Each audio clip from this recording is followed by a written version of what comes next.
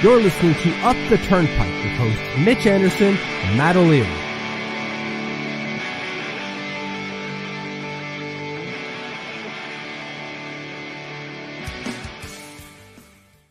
Hello and welcome to USA versus Canada. Where is he? Oh, he's got the Canadian goose and the cold out here in Canada, eh? Look at cold this. Out here. Garbage. I love it. I absolutely love it. We are amped up for a little USA Canada action, which should be getting underway momentarily here. I feel underprepared. You came in ready to go in the Canada goose and the goggles, and I got the flag ready to go for goals. Like we do have, luckily, not gonna need it. the eagle and duck. So we might not get Freebird, but we'll get an eagle screech going. Oh no, it's not good for me because that means we're at ducks every time we score. Stupid mallards, unbelievable. There you go. 20 minutes till puck drop. It's like you said before we came on. Unbelievable. Yeah. So they say 8 o'clock puck drop, but that doesn't always necessarily mean 8 o'clock. We got Corey hanging out with us saying it's about to go down, boys. We are pumped up for this. No Islanders hockey right now. I'm going to be honest with you, Mitch. Speaking of Islanders, so obviously no Kel McCarr. So we got Corey also saying, wait, Kel McCarr is out. Yep. So Thomas Harley enters into the lineup. And I'm not going to lie to you, I read it as Thomas Hickey the first time I was reading the notification, which is obviously not true. Thomas Hickey isn't coming out of retirement to play in this game, but my eyes and brain read it as Thomas Hickey. Yeah, the same, because you're looking at it going like, wait, who is this person? And then you realize it's not Thomas Hickey. As much as it would be nice to, you got the first letter of the last name, same last letter of the last name. It all works, man. This guy's from Syracuse, New York. What the hell? Yeah, what's going on here? Some insider trading action going on? Sleeper agent. That's how I'm referring it to. No, this guy, he's going to be all right. Everyone's going to be fine. There is a bug apparently going through the team, which is why if you're coming in late, as Corey mentions, Cale McCarr is out. There's a bug going around the team. There's a bug going around Canada. There's a bug going around the U.S. You've got it too. Yeah, I was going to say my voice might go at some point in this stream. I've been fighting something the last 2 days here. Oh boy. Well, your team's going to be fighting mine today. As Corey points out, like top guy from each side on the blue line is out. So we're going to have to rely on reserves today for either side, which is going to be interesting to see. At least on the defense, it's going to be all out offense here for both teams. It is going to be a lot of offense tonight, which we might be getting a lot of goals going back and forth here, which should be enjoyable not only for just us, but Terry, whose son is in Boston. They have a tournament village open because the games after they're played here are shipping over to Boston. So hell yeah, looks like it's open and ready to go over there. Is your son going to the game, Terry, or any of the games? Because I feel like that's got to be a hot ticket to get into that. Well, I know that Ryan was messaging me a couple days ago, maybe, or a day or two ago, asking if I wanted to go to the final in Boston, and the tickets were only $300. Now that's American. So what is that Canadian times 1.4 ish? $420. Smoke it if you got it, apparently. Smoke it if you got it. It's legal here, baby. There you go. It would have been, that would be a really fun event to go to. Yeah, though, honestly. But I would only want to go. I was gonna say you're not gonna last very long in the hat too, and the glasses and the goggles. There you go. Do one of these. There we go. Oh, perfect. Yeah, as Canadian, no, the goggles too much. As Canadian as it can possibly get, and I got my mushing dog upstairs and everything. Let's go. Yeah, we got to get Pete on the broadcast at some point. Absolutely. It should be a good one. Hopefully, we're getting goals aplenty and not just like a nil or a 1-0 sleeper. That'd be awful. Well, there's been some scoring in most of these games, which has been exciting. Obviously, I think the best one so far, obviously there's an overtime game today, but I think the Canada game getting us started in this on Wednesday has been my favorite so far. Yeah, well, it was great for a while until it wasn't for a little bit. When it came to losing that 3-goal or 2-goal lead in the third period, that was tough. Felt very Islandersy, if you We've catch my seen drift. that. Yeah, we've seen that before. That's something we've seen a lot of. Yeah, so not great there, but you're right. Like that overtime was electric, and their stars got to shine. Although Nathan McKinnon, buddy, I was gassed. Yeah, you kept soloing it the entire time, buddy. No wonder. Yeah, it was a lot of solo action for him. And then go figure, Sidney Crosby, who is just the undisputed champion of these kind of games, whether it's the 2010 Olympics or what is it? I think the record, he's 15-0 in international play with I Team was like 21 or 25 and it's insane. It's stupid. It's stupid how good he is when he wears the Canadian jersey, which sucks. I hate him. Yeah, but you can't in this. You gotta love him. Exactly. I have to. Almost like as much as I have to love Brad Marchand, which is tough to do. That is also tough, which is that's it's fun, but also not, because you have to come to that realization, be like, all right, I gotta put my Islander fandom to the side and now gotta figure this thing out instead of having to deal with, rooting for your case, rooting for Sidney Crosby. Or I know a lot of American hockey fans have trouble rooting for the Tkachuk brothers. Right. Because they're Canadian, but they're not. They're born in the U.S. They're born in the U.S., but they're pests. They're pain in the asses to play against. But fair enough. when they're on my team, it was fun. I liked watching them put in buckets of goals on Thursday night. That was a lot of fun. Yeah, that's the thing. Like, you like the Rat to be on your team. You don't want to have to face the Rat because it makes it not as enjoyable as it should be. It's really not fun at all. No, not in the least. Yeah. Corey's got a good question here. Although Bond coming in saying enjoy the game. Thank you as well. Corey's asking if we like the point system to this thing. I do. Right, 3 points for a win, 2 points for an overtime win, and then 1 point for an overtime loss, and obviously nothing for regulation loss. Yeah, I do. I like that. I think this should be how the NHL does it as well. Incentivize the regulation win. Yes, heavily, right? Like 3 points. That's such a big help. Sure enough, if you still win it in OT, you get a second point. But like for teams like the Islanders, you're losing a lot of points. If you get it done in regulation, they don't even win in overtime. But if let's just say they did, you're still leaving a lot of points on the table that could help throughout the season. It's just so simple. It as you said, it incentivizes getting this done in regulation. I'm sure TV broadcasts would appreciate it even more. Oh, absolutely. I think they absolutely would. And it makes it mean more, which I think is important, because you have teams in the final minutes being like, all right, we're going to play not to make a mistake and just get this thing to overtime. Now you would have teams trying a little bit more to get the additional point.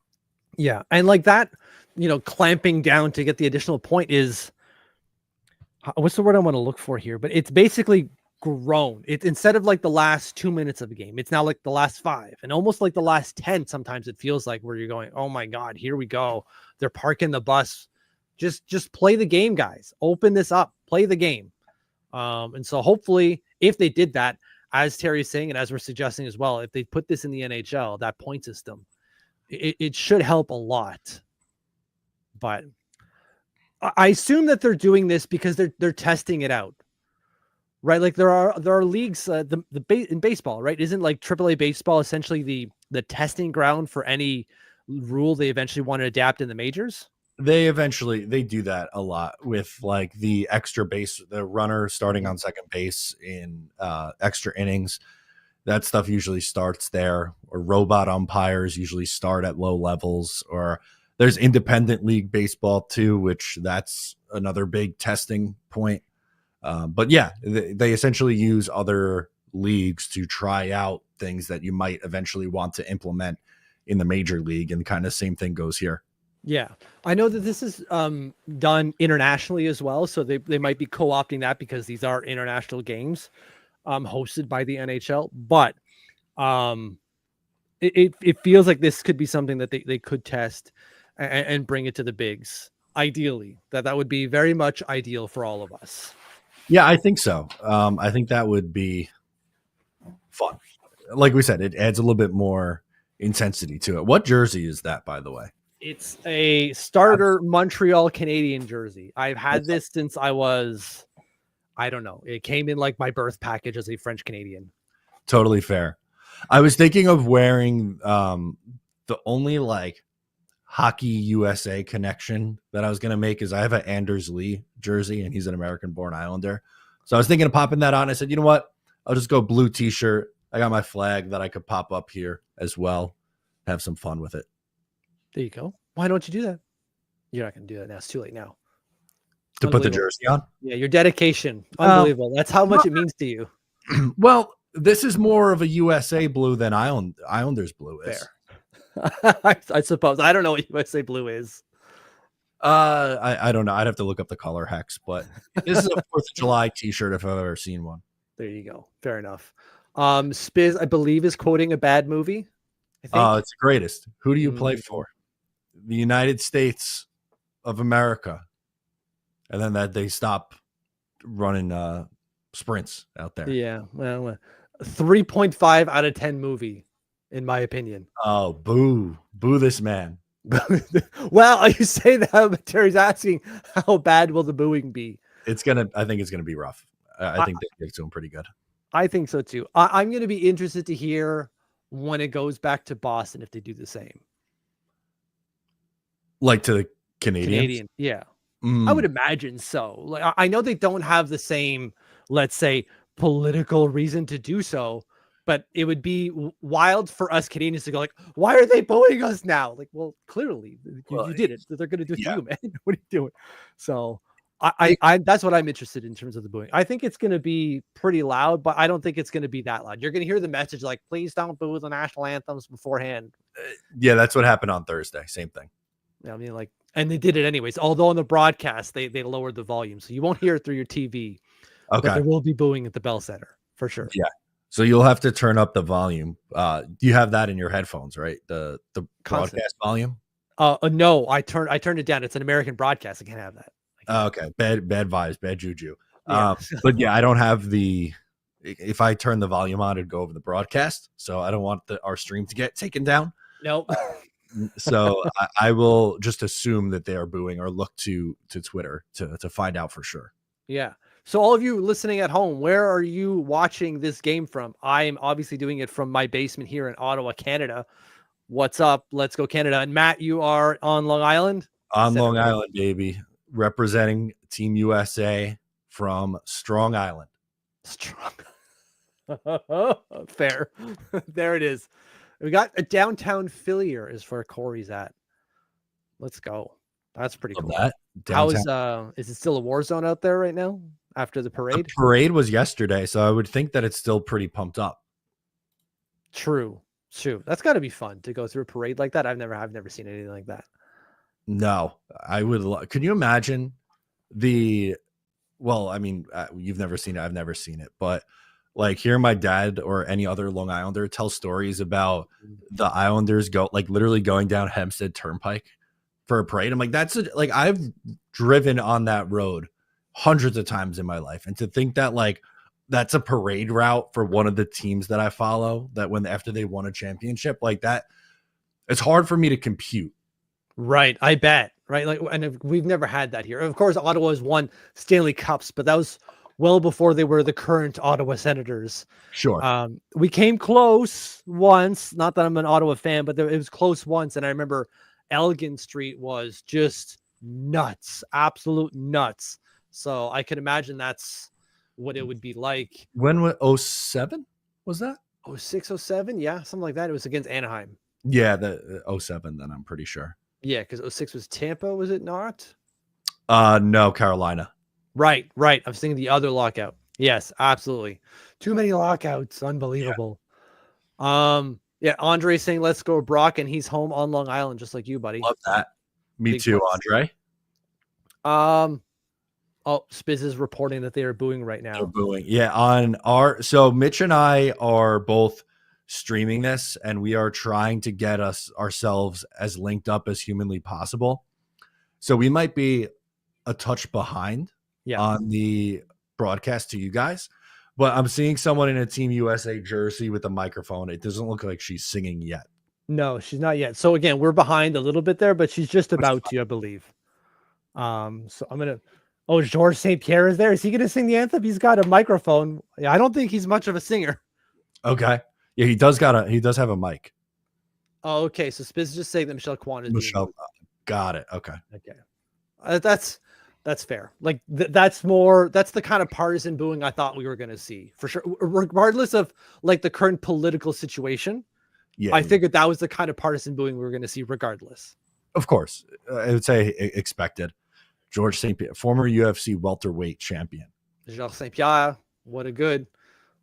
Stony in Western Massachusetts. Love it. Love to see everyone from around here, or not here, but everywhere else. Just everywhere. Bunch of Americans.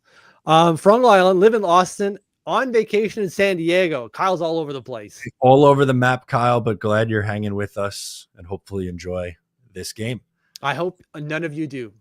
I hope you all hate it and I get to just soak it all in. My hubris is going to kill me, isn't it? Well, maybe not. I looked to get a wager in and no free ads. I'm not going to say where I was looking, but unfortunately, both Canada and US, you had to lay money to. It was like minus 115 for US, and Canada was minus 105. I was like, I'm not. There's no value in this. I don't want to do that. No, there isn't. Harsh.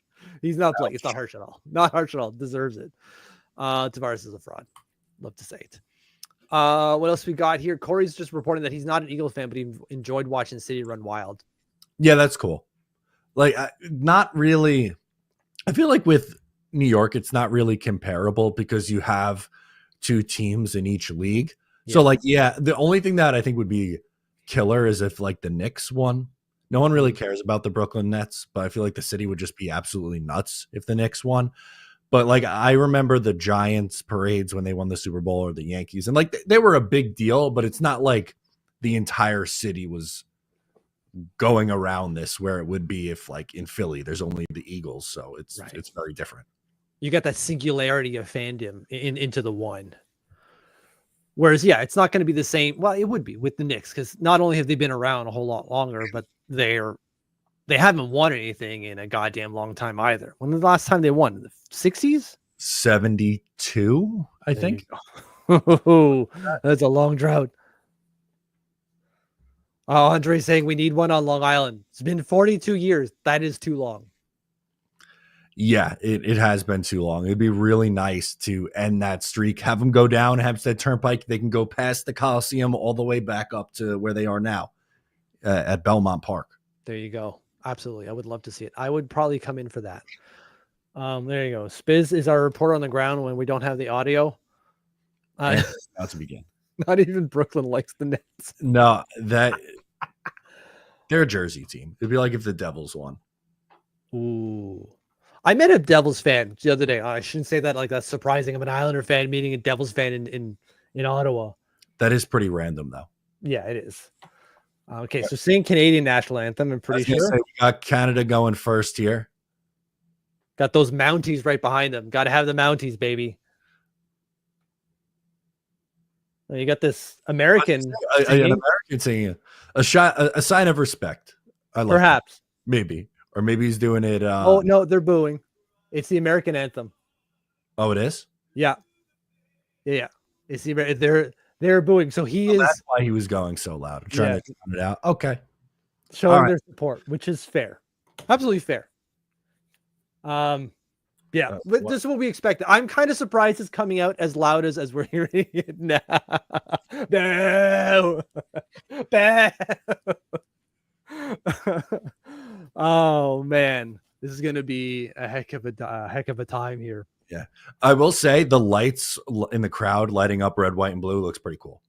Yeah, I was wondering how they do that, because it's obviously not the individuals having some sort of device. It's something in the seat, I would imagine, right? Oh, it's on their lanyard. Yeah. It's like you ever see at like the bracelets at a concert and they light up. Okay. I don't think I've gone to a bracelet worthy concert in ever. No, I haven't either, but like the Taylor Swift shows, that like stadium, I'm talking like stadium shows. They'll do, like, or even at the Super Bowl, they had it too, I'm pretty sure. Okay, maybe I didn't even notice. I guess that makes sense with on the background when I only really watched like Kendrick Lamar. Okay. I only watched the halftime show, and you saw like the game over, and I think there were other messages out in the crowd. That would make sense that you can control that on the lanyard. Yeah, that I don't know how they do it, the technology behind it, but that's how they're able to. You better hope to God someone's wearing it. Yeah. The whole section's not. It just is go over. You're like, no, we missed it. Yeah. Oh, we activated the wrong ones. Section 175. Come on. Do you feel the government decision to use the personal item or fuel the fire? Yeah, of course. Yeah, absolutely. Yeah, I think that's the main only reason. Yeah. Yeah. I don't think that they'd be booing the anthem if it wasn't for that. Absolutely. No. I was at the Stars opener and they had those glowing bracelets too. Too much green. Okay, there you go. Like that's what I was talking about it. I've never seen that. I've never seen that ever. That's cool though. Yeah, but if it's all one color, I feel like it doesn't look as good. Like here for the Canadian anthem, they got the red and the white going. Yeah. You got to have that like dissonance, I guess, because otherwise it's just a sea of red. And I suppose that's kind of cool, but not that cool. It's changing on the individual ones too, so it's going back between red and white. Oh, Brad Marchand is crying. Good. What else is new? Our boy's gonna break some hearts out there by scoring a ton of goals. Oh, they're flashing now. Look at this. Look at that. Nah, Canada stepped up their game. They are ready to go. Man. Game ups. Yay. Unbelievable. Big stadium. They know what they're doing over there in Montreal. The Bell Center has been a phenomenal host so far. Beautiful venue. Mm-hmm. And the crowd has been epic. Absolutely. Every time I go, it's fantastic. Is this a face-off between a U.S. kid and a Canadian kid? I was gonna say you gotta go hard for this face-off now, right? You have to. Your entire nation's watching. Yeah. That's crazy. Okay, now that the big stars are coming out. Okay, good. This is such a long buildup. It is. I feel like we've been sitting here. Well, we've been live for 23 minutes and the puck hasn't dropped yet. Unbelievable. Let's get going. Give me some hockey, please. It's getting hot. It's getting hot. I was gonna say before with the jacket, I was like, this is not gonna last. But I respect it. Well, it's cold out. It's -9, gonna go down to -15 tonight. Celsius, of course, because we don't do that Fahrenheit garbage. What the hell's a kilometer? See, those memes were funny. I like that. I thought that, that's all in good jest. 1,000 meters. It's 1,000 meters, buddy. What is a meter? Come on. It's 100 centimeters. What's a centimeter? It's this. Very small. All right, looks like we're about to get underway. They're showing Binnington in net. How many softies does he let in tonight? None. Own wall. Here we go, baby. This is Canadian as it gets. Ketchup friggin' chips. So good. Oh my god, yeah. That's fantastic. Canadian caviar right here. See, I was thinking to Americanize this a little bit for me. I was gonna do a shot of Jack Daniels every time the U.S. scores, but I'm worried they're gonna. Oh, we got a fight off the hop here. Why would we have a fight? To Chuck against who's that? I can't make out the number. Engel? No, it can't be Engel. Yeah, it's Hagel and to Chuck. Why? This is so dumb. This feels it feels very staged. Although they seem real mad. They do seem mad. Is that? Although I guess if someone starts throwing punches at me, I'll get real mad real quick too. Yeah. The crowd is amped up now. Now, here's my question. Is this just let's hype up the crowd, US Canada, or is this something that brewed over from the NHL regular season, or just something with these two guys? Maybe it's two Florida guys, right? Like Brendan Hagel plays for Tampa. Obviously, Tkachuk plays for Florida. Maybe. I don't. Obviously, we don't watch these two guys all day, every day as we do the Islanders. This fight is staged, says Andre. Probably. I think it was. I think it was staged too. Like there was clearly it looked like Tkachuk wanted, maybe not to go, but was saying something beforehand. And Brady's screaming too. I mean, yeah, I'd do the same if my brother was fighting someone. Yeah, put him up. Put him up. Do one of these. Yeah, old timey boxing. All right, now we go for real here. Hopefully we'll see some hockey at some point. Another one. Oh, come on. Oh, another. Oh, God. The other Tkachuk. I told you he was screaming before. 2 fights off the hop. Is Brady avenges his brother, brings down Bennett. This Score is one so for the Americans. Dumb. This is so dumb. Unbelievable. I'll pull up on my phone the Twitter reaction to see.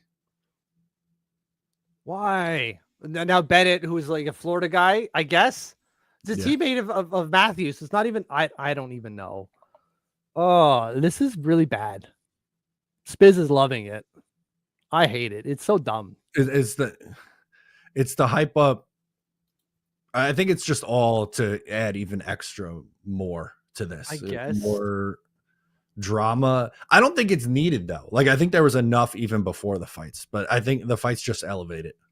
To be fair, we win because we just took off your 2 main guys in Brady Tkachuk and Matthew Tkachuk, who dominated the other night against Finland, and we got Sam Bennett and Brendan Hagel in the box. Whatever, it was fine, and they're going to be out there for 5 minutes plus They're whistles. getting chippy after the first shot. Oh, come on! 3 fights. Just play some hockey. If you wanted to fight, join the wrestling. Yeah, Andre says, join the WWE if you want to fight. Go to the MMA. What are we doing here? So dumb. We're 9 seconds into the game. We've had 3 fights. This is so dumb. Yeah, I'm tweeting out some hockey broke out at the boxing match at the Bell Center. Yeah, that's really what happened. Like, Jesus, Murphy. We had 1 shot. At some point, this has to calm down. Forever. We're gonna be on till 3 o'clock in the morning at this rate. Yeah. It was JT Miller. Noted calm, cool, and collected JT Miller. He definitely doesn't get too hot under the collar. Oh, yeah. This is ridiculous, man. I get it. Jake, agreed. Shut up, Spiz. Your camera froze a little bit on us here. Oh, yeah. Same. I'm in my internet. Uh-oh. Mitch's internet's going in and out. We'll get him situated here.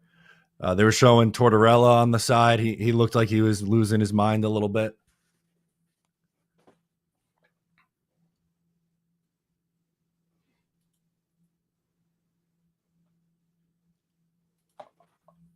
Three fights in the first 9 seconds.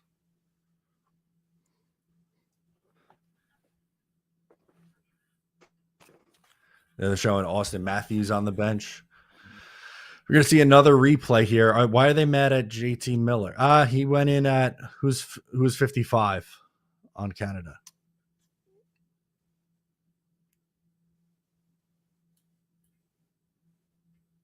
Anyway. All right. Off of face off here. We're going to actually play some puck now. It's a Canada power play. That's why. That's why Tortorella was upset. All right, Mitch hopped out. He'll hop back in a second here.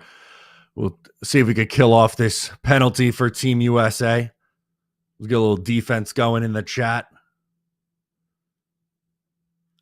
Hellebuck makes a save and some more pushing and shoving underneath. That's Charlie McAvoy and Sydney. He's getting involved. Oh, thank you. Spiz says it was Pregame. Thank you. Oh, big hit. McAvoy on Crosby. That's what it was. Intense. I agree. Corey says this is intense. All right, so another face-off, 131 for Canada on the power play here. Still just 40 seconds into this game. Brock Nelson out there on the PK.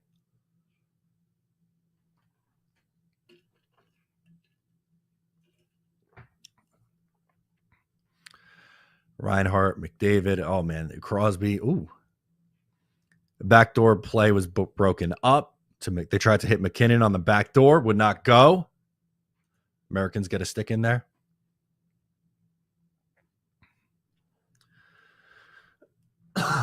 Excuse me. All right. Under a minute now on the power play for Canada. McDavid looked like that he was tripped up. No call. Canadian crowd wanted a call.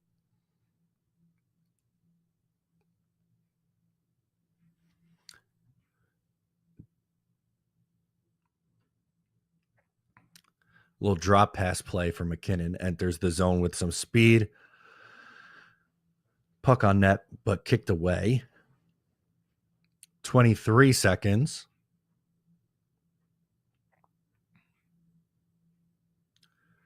Yeah, good point from Kyle in here. So physical. It has been a physical start to this game. Only 2 minutes in. Looks like U.S. is going to kill off this power play unless there's a late push here from Canada. Point enters the zone. That's a penalty kill right there, boys. That is a penalty kill.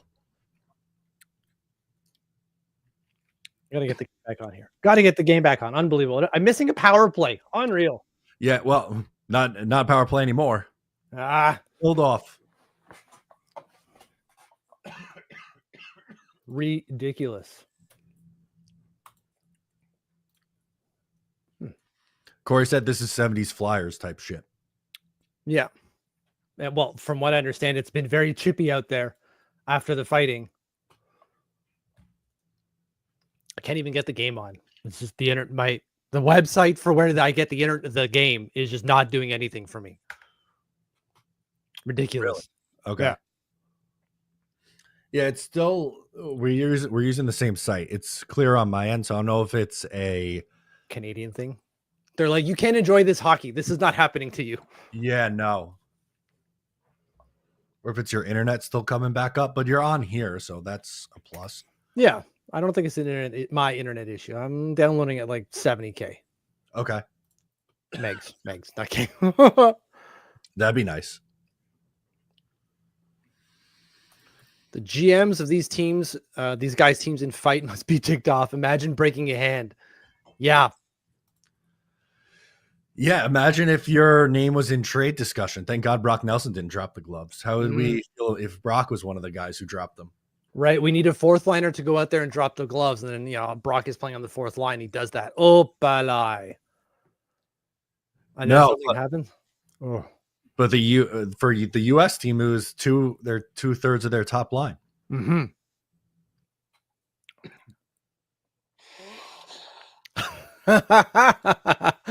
That's good.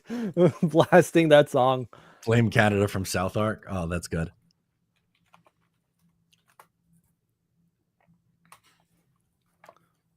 You want to try a different site and see if we can get it close to where we are? I'll do my best.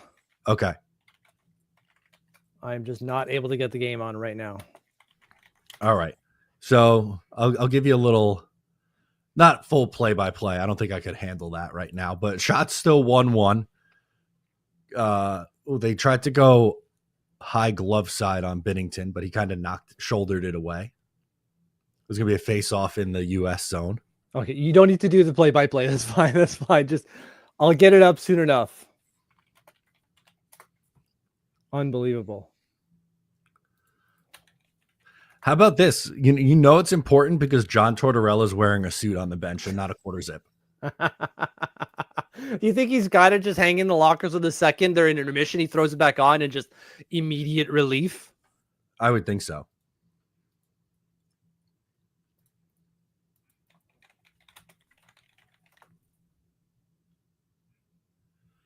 Crosby's coming in with some speed here. Oh, big hit from. Oh, Hellebuck.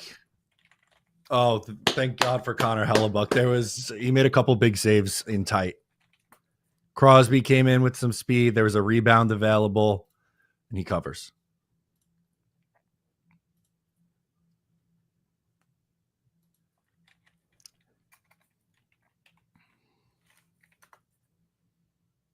It's scary how good Crosby still is at his age. Yeah, right? Like he's to be this dominant at 37. Would be, yeah, I wish. I wish I could be that dominant. He had 3 assists in that first game Canada played. And obviously the big one in the overtime goal set that up, the drop pass for future Islander Mitch Marner. You're still holding on to that, eh? I feel like I'd get you with that.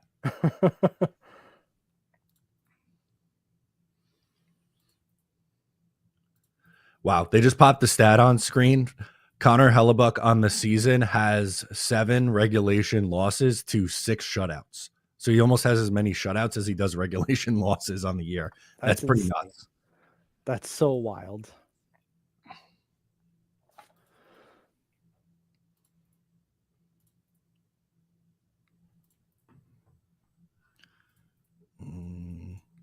I saw your message, Mitch. Yeah. It's the link that shows up is just the link of the landing page. Yeah, I got something. Okay. There we go. Have Matt Martin recruit Mitch Marner. 100%. They're good buddies, right? They are. So maybe we can get that done. Maybe I don't think Mitch wants to leave. Did you see him yelling at Connor McDavid the other day? Yeah. Telling Connor McDavid what to do. Awesome. Love it. Is Mitch Marner yelling at some noob? All right, I'm back up here. Okay, good. It sounds like your mic is coming back too. You were going a little underwater voice. Oh my God. I don't know what's going on with the internet. It must be that we've got a pretty bad snowstorm happening here. Okay. We've got 30 centimeters falling, 30 to 40 centimeters, which I don't know what that means. I know.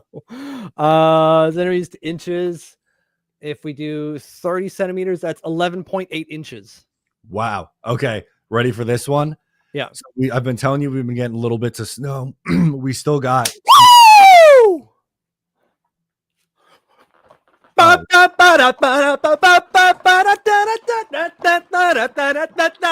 your daddy?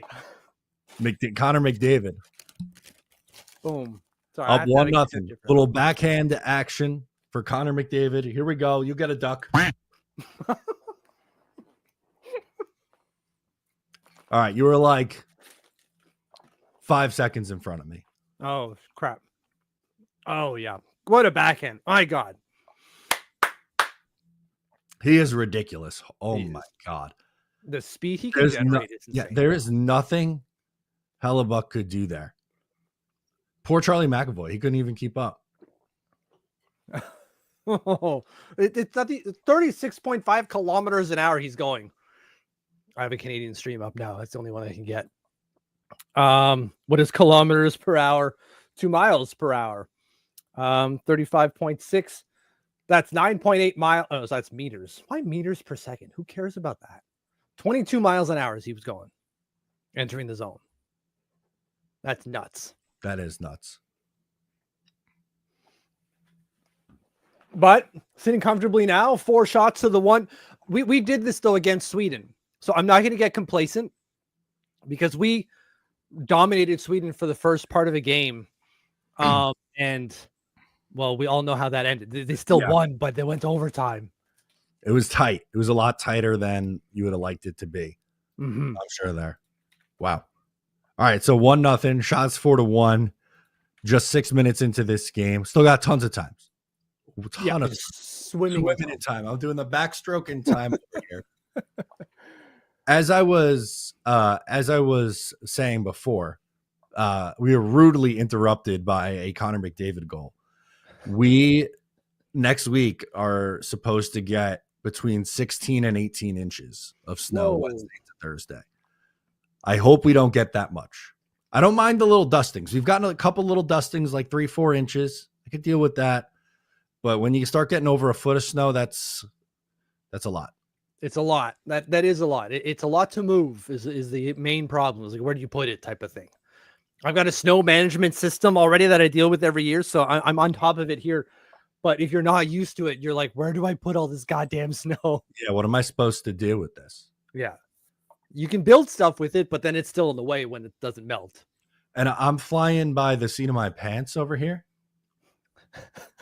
because this is my first year in the new house. Okay. I now have the same stream that you do over here. Okay.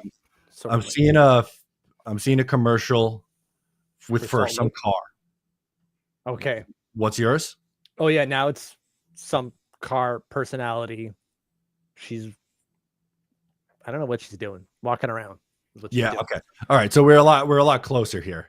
This is good. I don't want to have someone reaction like 5 seconds in front or behind. Yeah. We're going to be on the same page. I was like, oh no, something. I know it's coming. No. So not only did I screw it for Matt, but I scared Spiz's dogs at the same time. I'm so sorry, Spiz. No, you're not. Yeah, I am. I don't like when dogs are scared by Fair. some unruly Canadian screaming. Come on now. Ridiculous. Terry saying Rangers fans think they're getting McDavid. Oh, Rangers fans. When will you learn? No for you. No, sorry, No. Bob. You got JT Miller. It's about as good as it's going to get for you. So interesting start to the game. Tkachuk's want to take the game to the alley. Apparently so. So. There is certain, like I've seen some mentions in the chat, like it's probably because of the booing. I'm sure at a certain point, these guys said something about to themselves about we don't want you to boo our anthem, and fine, you can have that reaction. That's totally fine. But staying in the box for 5 minutes isn't really putting it to the Canadians, if you will. No, agree. Matthew Tkachuk, I'm pretty sure has said something about it. Even Brad Marchand said something too in an interview about it. Yeah. So it is what it is. If that's how you want to respond to it, fine. That's your prerogative. You go for it. It didn't work out so far.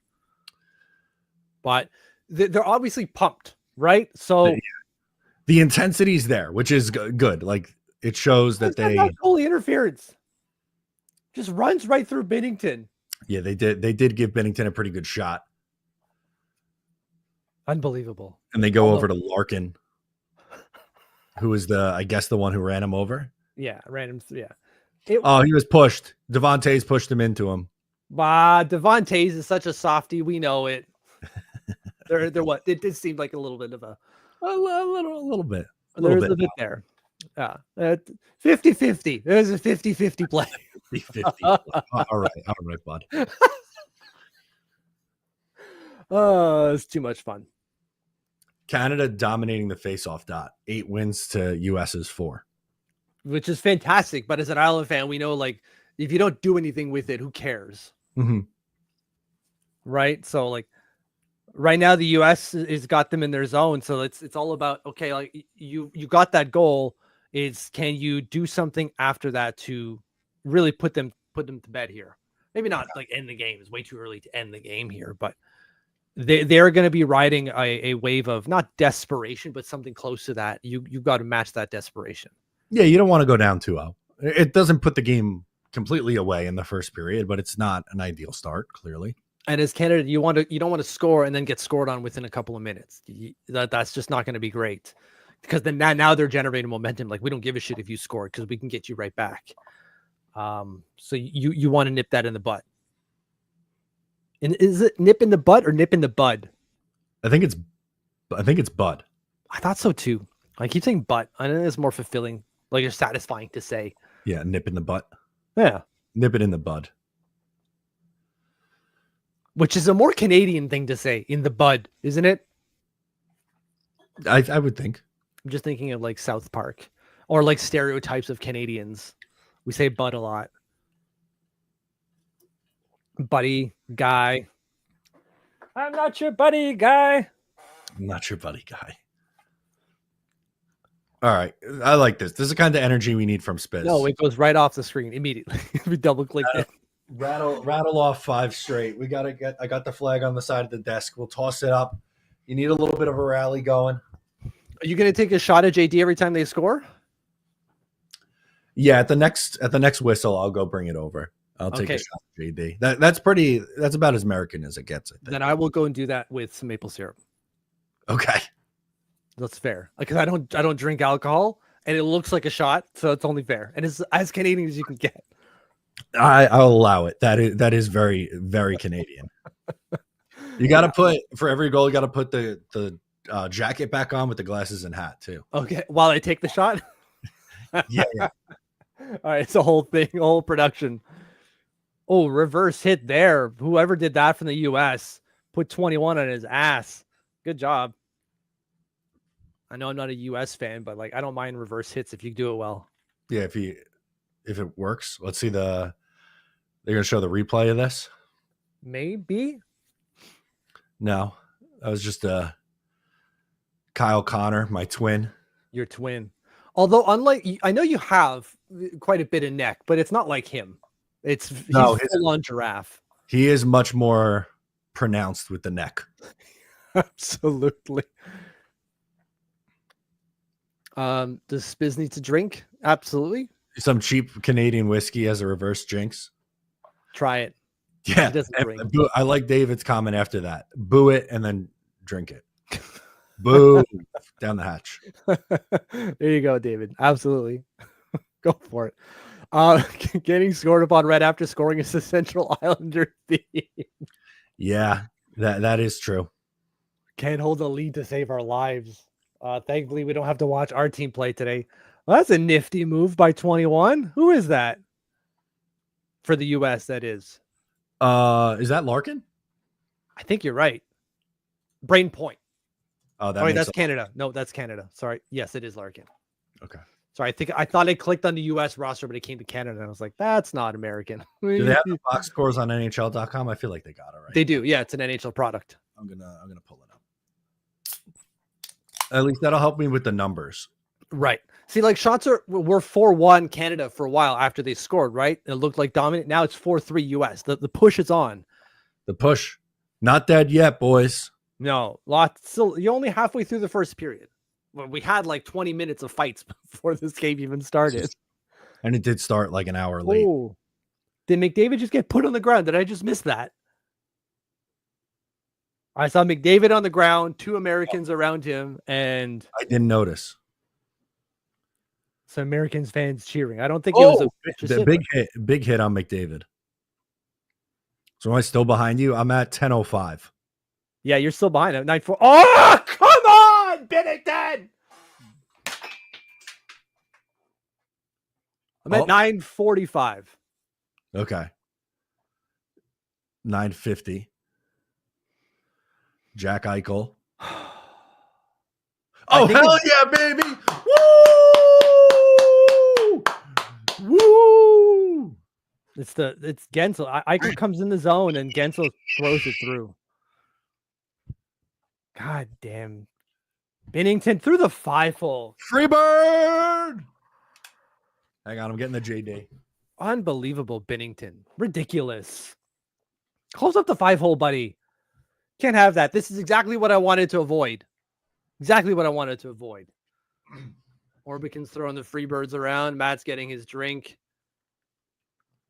That's one. So I'm just going to do a swig. There you go. That's fair. Would either of these teams... USA. Screw them. Would either of his team beat Team Canada 87's team where they had Gretzky, Lemieux, Bork, Messier, Coffey, Howard, Chuck Anderson, Gilmore, Murphy? I want to say no, but like we have to consider how they were in their prime and how these guys are in their prime. It's just, I don't think they even play the same. These guys are just so much better. Stupid. Boo. Boo. What team do you play for, Mitch? I played for the Canadians. Oh, you did have a Canadians jersey on before. I did have a Canadians jersey on before. All right, now we have to have a pushback. Unbelievable. Oh, there's no pause feature on this stream, is there? I don't think so. I don't understand how you're behind me now. That's wild. Yeah, there. Let's see. I'm at 8:57, 56, 55. I'm at 8. I'm like 20 seconds ahead of you. What the fuck, man? Jake, I thought we were friends. This is not the worst logo or jersey in hockey. It's just not. It's not. This is a nice jersey. It's a classic. It's a classic. Yeah. Still ahead of Spiz. Boom. Boom. Ahead of all y'all. Andre Saint-Gensel is an underrated player. Wait, hold on. If you're 20 seconds ahead of me, should I try putting on cable TV and see if it's closer? Yeah. Okay, let's see when it comes back up. It's probably going to be on a commercial now, right? Yeah. Okay. Yes, it is. When it comes back on the TV, I'll say what time we're at and see if that's closer than what my stream is. Sure. Well, the fact that we're in commercials right now is already ideal. Okay. To link up. Agreed. Caps have a bad logo. Unless it's the eagle, right? The screeching eagle, if you will. That's the best one. Their current home jerseys are some of the worst. Yes. 100% agree. ESPN Plus ahead of us. Probably because I'm not on cable. So that's probably why. Ideally, that's what it would be. I was 20 seconds ahead of Matt. He's now hopefully maybe a little bit ahead of me, which is fine. That was a Binnington goal. It really was. It's about as Binnington as it gets. Andre saying there's no. So this is in relation to the question posed by posed by Jeremy here. He says that no chance these current teams beat that Canadian team. Imagine those guys today with all the clutching and grabbing that was going on back then. That's a fair point. Good point. I'm just thinking of like the raw athleticism of these players. Right. But you're absolutely right. Like the clutching, like the people hanging on. I remember watching it, like hanging on to Lemieux. They're hooking him and he's still skating and they're riding like they're on a jet ski or something, tubing behind Mario Lemieux. That's what they had to deal with on top of other things. But and like the improvements in technology. But if you give them the same leg up, could they not be better? You would think so, based off of the numbers these guys put up. Mm. I'm at 8:31 before the game starts here. Okay, they're showing a replay of the fight as well. It's also 8:31. I'll tell you when they drop the puck. Ready? Puck dropped. No, not for me. Which is fine. I'm okay with that. We're not gonna have this sync to the second. Tell me when they drop the puck for you. Okay. We're just talking about Dylan Larkin. Stop talking about Dylan Larkin. I don't care. And here we go. Okay. So I'm either 20 seconds ahead here or 20 seconds behind. Unless, can I pause this? No, there's no pause feature on here. Oh, boy. It's all good. We lose 20 seconds at the border. David's way ahead, like 45 seconds. On ABC. If you have like cable, you're going to be ahead because you're going to get a quicker stream than any of us. I don't have cable. I choose not to get it, but that's me. So I have to live in the past. Is what I have to live in. Fair enough. Yeah. How bad is the glare if I put my glasses on? Because I can't really see my TV too well. I'm going to keep them like this. It's not that bad. No. Like it's right in your eye, obviously, because that's where your lights are pointed, but that's fine. All right. We want you to be able to see the game, Matt. Not being able to see would be a bummer. Be significantly worse. Yeah. I can see the computer screen because it's a lot closer, but once you get to like, I don't know, my TV's maybe 6 feet away, that's too far.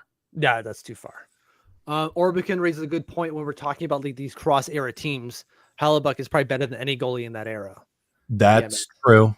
That's very true. Like they still didn't play butterfly much then. No. So, there we go. Are we going on the power play again? Let's go. The only reason I like Sidney Crosby when he's not on my team, he draws penalties no matter what.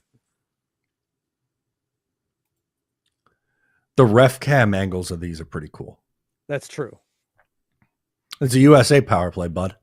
Oh, it went the other way. I saw Sidney Crosby go down at the other end, so I thought he was getting the penalty. It's the other way around.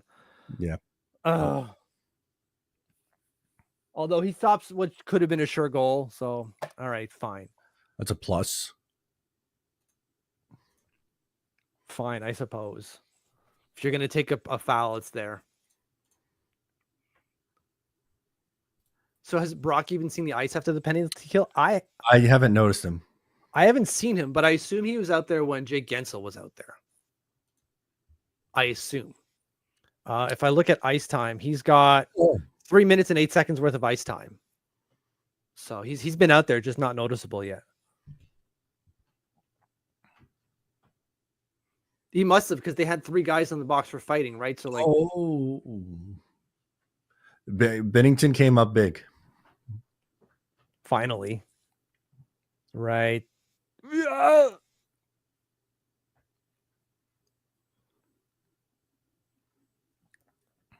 See, they're aggressive in this penalty kill, and so it's opening up a bunch of lanes. And when you have that kind of skill, yeah, Gensel almost got one, huh? Yeah, he was close. He was too close. I look at Jeremy saying, "No, you give Patrick Roy today's training, he'd be pretty good." Fair. That's also fair. Okay. Right, the guy who really popularized butterfly style. Oh, he just didn't get all of that puck, right? Gensel did. No, they're still showing the replay. Yeah. I hate that it's either way ahead or way behind. We're not going to be able to sync it up. It's fine.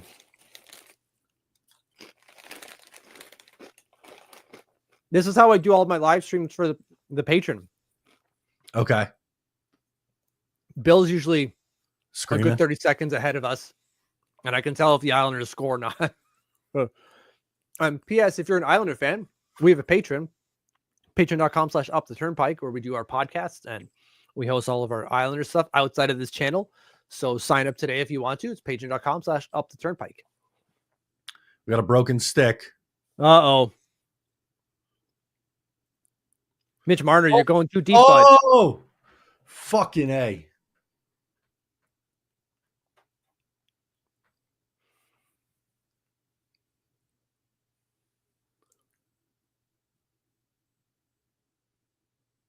Fumble. Come on. Yeah, get that stick out of the lane, bud. Oh, big stop, Bennington! Yes! I think it hit the side of the net. I don't care. Yeah, Austin Matthews had a pretty nice look there. I assume he hit the side of the net then, I guess. If it's Austin Matthews shooting. He's Oh, usually pretty big good hit. at that. I think Brady to Chuck with a massive hit on somebody. Sounds about right. He gets like 3 shots and 5 hits a game.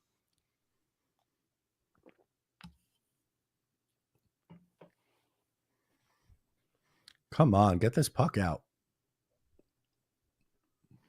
On Doughty. He just pinned Doughty right into the wall. There we go. Canada, look at a good transition game here. Let's go.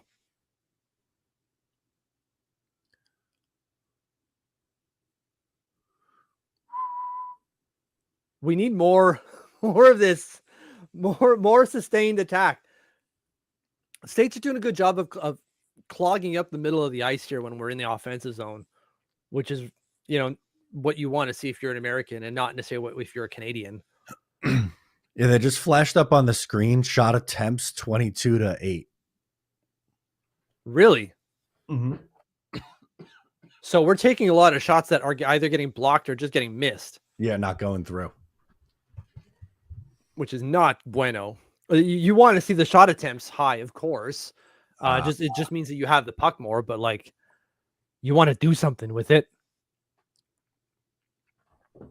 You're going to be happy in a second. All right, getting a penalty here, huh? Mm-hmm. Oh, that's going to be boarding right there. Oh, maybe not. Tripping. Oh, there it is. Okay, yeah. Good. Do the power play. Let's go, baby. Go back to your ketchup chips. Friggin' love these things. They're so goddamn good. Whoever invented ketchup chips are the best. Genius. Oh, and I had Hawaiian pizza for lunch today.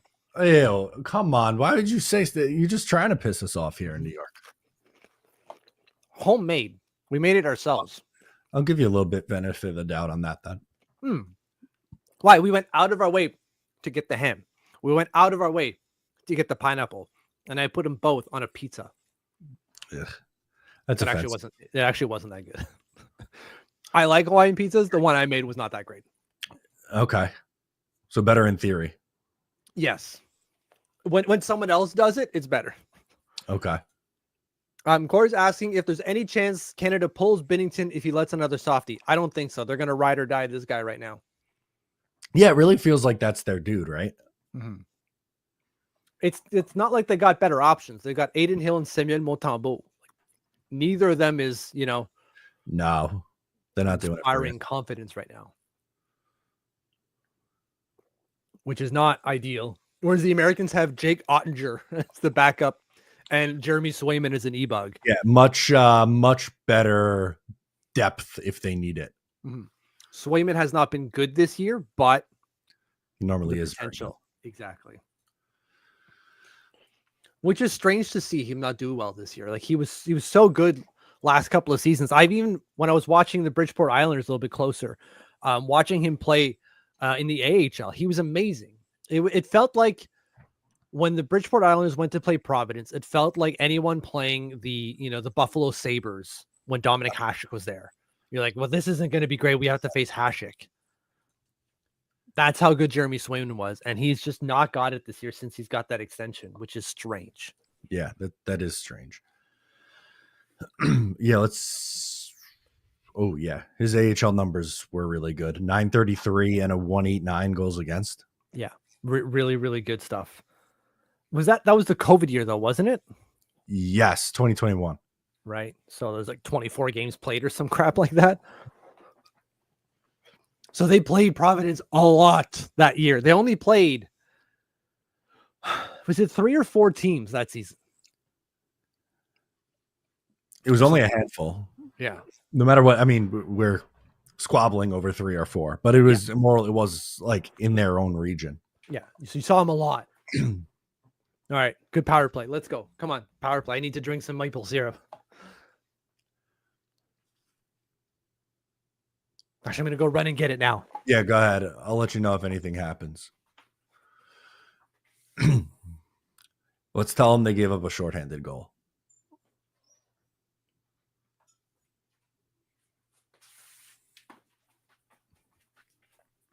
Oh, he got it. Let's wait till he puts the headphones back on. Oh, you missed it. Shorthanded goal against. Stop. I got NHL open here, and it's also top there. It didn't update yet, I guess. Oh, come on. You'd be a lot more pumped if that was the case. I got a full liter of homegrown maple syrup. Gorgeous. Right out here from Quebec. Perfect. It's not grocery store stuff, people. This is as fresh can get. The real McCoy. That's right. Now, come on, McDavid. That was bad. Oh. I was almost thinking like, oh my God, he's right.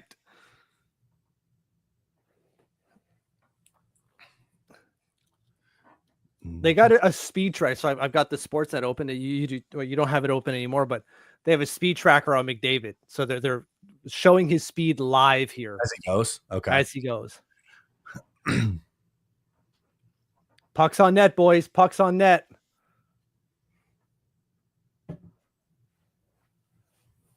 Good battle here. Good enough. They lose the puck back in the corner. Big save. You got to generate momentum here. And then you can't either side. Like I assume the US wants to generate some momentum off the penalty kill here and then close out big. Because once this is done, you've got about a minute and a quarter left. Yeah. Oh, he's right in front. Why did you wait so long? Who the hell is 24? Jarvis. Come on, Jarvie. You got to do better than that. Ooh.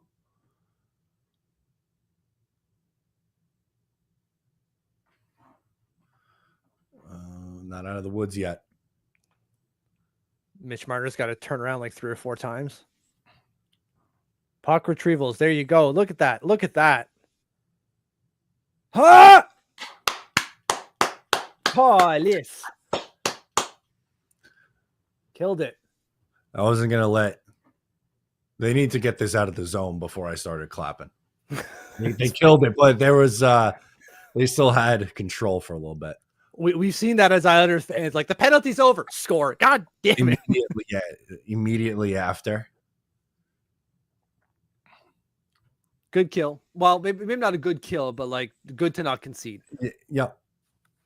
Andre's got a good point. These guys are playing like it's Game 7 of the Stanley Cup Finals. They are. That's what we said going into it, man. Like these guys really care. That could have been bad. Fox was really kind of pushed into the boards. That could have been bad. I'm glad he didn't get hurt there. Kyle's loving it too.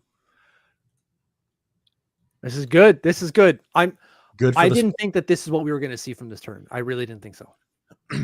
But I mean, this is significantly better than any All-Star game event that they could put on. Yeah, just can it. Who cares about the All-Star at this point? Just do this they're going to do it every 2 years, right? But like, right. But wouldn't you rather this than an All-Star game? Mm-hmm. I would. So David's got a point. Why is it wild? This for the country. True. Absolutely true. It's just why they care as much. Yeah, but we've seen stuff like that before. Maybe not necessarily directly for your country. It's just when it's in season like this, you didn't think that there'd be that kind of oomph, if you will. But I'm glad they do, especially for a new tournament. It's not like you're jumping into the Olympics where you have that built up kind of history of the event and what it means to the players. Whereas this is just totally brand new. So we didn't know what we would get. Or we can say if they add Czechia and Russia next year, it'd be even better. I don't disagree. But the not issue, but I think they would have to reformat it a little bit because I don't think you could do a true round robin because then this thing would go on for a month. Well, that's exactly it. Although, like, they're taking a long time between games, right? After this initial set of games, they don't play again until Thursday. Right? Like tomorrow is not tomorrow, but Monday is the last set of round robin games, right? Yeah, they got one more. Right. And that is Monday. Yeah. They play on Monday and then they don't play again until Thursday. And then they don't play again until that's it. Right. Well, right. See, I guess that makes sense because I went like, oh, and then that's it. And then you go to like, there are games on Saturday. Yeah. And then like the league starts up again. I didn't realize how quick that was. Absolutely ridiculous. But you got to do what you got to do. You're right. Like you add those two teams, you couldn't fit it in there. No. So they'd have to change the format. They probably have to do it by group, right? Probably, yeah. Oh no, I'm not a soccer guy, but I feel like that's a soccer thing. Soccer Absolutely. term. Yeah, you had your groups and then you qualify through that way until you get into like the knockout stage type of thing. Corey saying any self-respecting sports fan watching the NBA All-Star Drek instead of this game should be ashamed of themselves. Probably. I'm sure it's going to be the exact same kind of blah at the All-Star game that we see in all our All-Star game. Just easy layups, nothing really happening.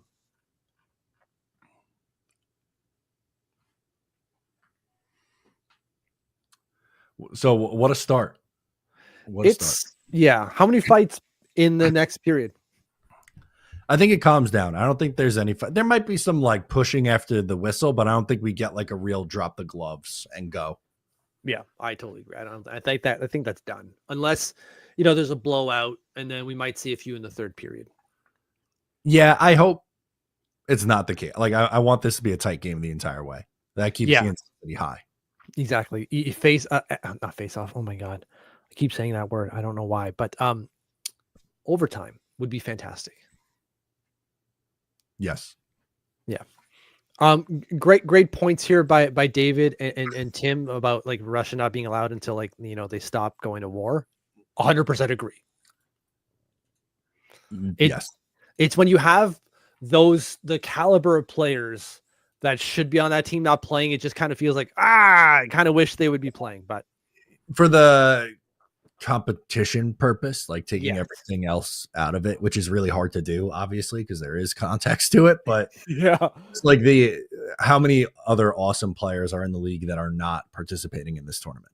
Exactly. Like who'd want to watch David Pasternak here?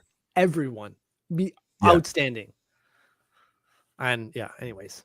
They're going to do a World Cup in 2028. The issue there is that some countries don't have enough NHL players, so they have to work with IHF to get players from overseas clubs. Exactly. The contracting situation gets tough when you get into like Kazakhstan teams or whatever. You don't even need to get to that way. Even like Switzerland type of thing. There aren't that many Swiss players in the NHL. Right. Which, anyways. So here we are, tied 1-1. I wonder if Natural Stat Trick does anything for this. Obviously, everyone is talking about the fighting. That's all I'm seeing on the screen right now. I was going to say, I pulled up Twitter during the intermission, and it's a lot of clips of the fight, the Chuck brothers. Yeah. So underlying numbers, USA 13-7 in terms of even strength. So 5-on-5 shots, of course, C4. The expected goals was in favor of Canada at 75.5%. Again, only at 5-on-5. With 0.64 to the USA's 0.21, which tells you everything you need to know about Jordan friggin' Binnington. Yeah, that was a really soft goal to let up. Not ideal. No. Scoring chances for Canada and 1 for the US. And goals are 1-1. Tells you the difference in net right now, I would say. Absolutely. That's what that tells me. Yeah. Which we kind of knew going into it, right? Yeah, we knew that was going to be a big advantage.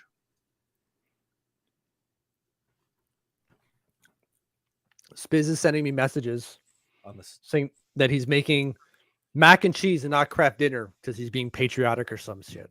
Just fine. Still made by Kraft. It's the same thing. Okay, fair enough. You're having Kraft dinner by a different name. That's all you're doing. It's like when I stream soccer games and they show, they don't have Burger King in Australia. They have their own. Yeah, it's something else. The same logo. It's the same commercials. Even it's just obviously an Australian narrator. A lot of got eyes. Hungry Jack. Like, that's the one, right? Like it's not even close, but same logo, like you said, though. Exactly, same thing. So Terry's trying to solve our bring other players in type of thing. They can do a Europe team for players for Switzerland, Denmark, Germany, like they did in 2016. I don't know if the players like that though, which is, I would understand Terry's pushback being like, well, which one do you want? Do you want to be there or not? Right. Right. If that's your only choice. Exactly. I would say putain. Just putain. It's not the same thing, but it has the same message. Close enough. In a couple years' time, if Holmstrom keeps progressing, could you see him playing for Sweden? Probably not. No, you don't think so? Well, think about how high he would have to progress to get there. Sorry, I clicked on the wrong message there. Sorry, Terry. I didn't know what I was doing there. Like, where is he at now in terms of like the umbrella of Swedish players? So think about who's there now and how far Simon Holmstrom is from that. Okay, that's fair. I wanted to pull up their lines. So Sweden, Jesper Bratt's on their third line, right? So that fourth line is Arvidsson, Lindholm, Nyquist. So we still got a little ways to go. He's not crazy far off, but he'd have to be like, I would say, 55 plus point player. Yeah. And of course, that's us looking at what the roster is today and projecting what he could be in let's say 2028, right? Because that's when they're going to do the next one. Yes. So we're talking about 3 years from now. Could he be, if he keeps progressing every year from there, right? He'd be at his peak. He'd be somewhere around 27 years old. What kind of player would he be? And then how many of those that are currently there would drop off, and how many would then rise up to take their place, like the Lekerimakis and so on and so forth? Sure. I don't know. I just don't think that he's going to get to a point where he could, as Jeremy is asking here, where he could get to a point at walking onto the team. He has national team experience, but he's going to have to progress quite a bit to get there. By the way, if we're looking at Brock Nelson ice time, 5:31 in the first period. Pretty good. But there was a lot of fights, so I'm sure that had something to do with his ice time. Exactly. So Avedon's adding some context here. I mean, Holmstrom is pretty much a 50-point player now. He isn't that far off. He hasn't done it yet. He's kind of playing like it. He's pacing out to it. But until he does it, he's not it. Right. He hasn't done it yet. But fair point from Avedon that he's trending in that direction. Mm-hmm. If he gets there, then I suppose he won't be that far off. Maybe in 2 years, maybe he does have a shot in 2 years then. Maybe. If he keeps progressing, he's got to keep getting better every year, which he's done, to his credit, right? Every year he's gotten a little bit better than the year prior to that. And the fact that he's only 23 years old, it's just going to keep getting better, ideally. You would hope. So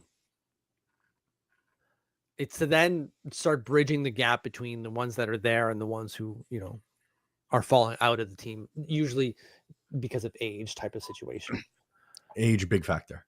Mm-hmm. We'll see. But again, he's got national team experience. He's played on their fourth line before, their third line, or even their second line, I think, at the last World Juniors he was at. So he's got some, Swedish experience, if you will. Cutie. Sloppy, what is up, my friend? Sloppy. How's it going today? I keep reaching for the bottle of maple syrup I've got here. Like accidentally, I'm trying to get this non-alcoholic beer to drink, but there you go. I suppose I am down one though, right? I have not had one since. Yeah, you might. Yeah. So take a shot, even yourself up. I don't want to have like a regular drink and then be like, well, God forbid, what if they score 6 goals tonight? And I got to take 6 shots. How was that shot? So thick. So I forgot how thick it was. Probably good on pancakes, but I don't know about just drinking. I mean, I'm a big fan of Super Troopers. Ramathorn's back there. I can't see him. He's behind Diablo. And they chug in it just maple syrup, right? Classic. I don't know if I could do that. I don't know if they're actually chugging maple syrup in that movie. It looks like it. It does. But all right. Roy says Brock Faber is a stud, which is 100% accurate. Yeah, he had a little Josh Bailey in him in the first game. He wasn't really willing to shoot, but then he did, and it led to a goal, which was good. Wow. You can't always go full Josh Bailey. No, please no. No. Yes, Sloppy, absolutely. I hope that they, depends on who they is. I started thinking that you're meaning they as in Canadians, but I think you're now going to be saying they as Americans, which I hope they don't. Oh, sorry. No, my God, I didn't read the whole sentence. I hope they'll have the game on the next flight. Yes, I hope so too, for your sake. I hope so. It's on ABC. So that's like, I'm sure they have ABC on the flight. I guess it depends on how long the flight is. Or what airline it is too, really, I would Yeah. say is more of the factor. Yeah, exactly. So David is saying in terms of Simon Holmstrom that he can at least be the fourth line PK guy. Probably. Yeah, that's fair. Like Brock. Like Brock.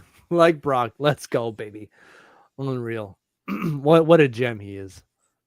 Brock Nelson doing the damn thing. Yeah, repping the aisles. We got a super chat here Nice. from Connor. Love this new game. You guys are the best. Well, Connor is the best. Thank you, Connor. Appreciate you. Great Jets content creator. So for all you Jets people out there. Yeah, I did some pregame streams with Connor.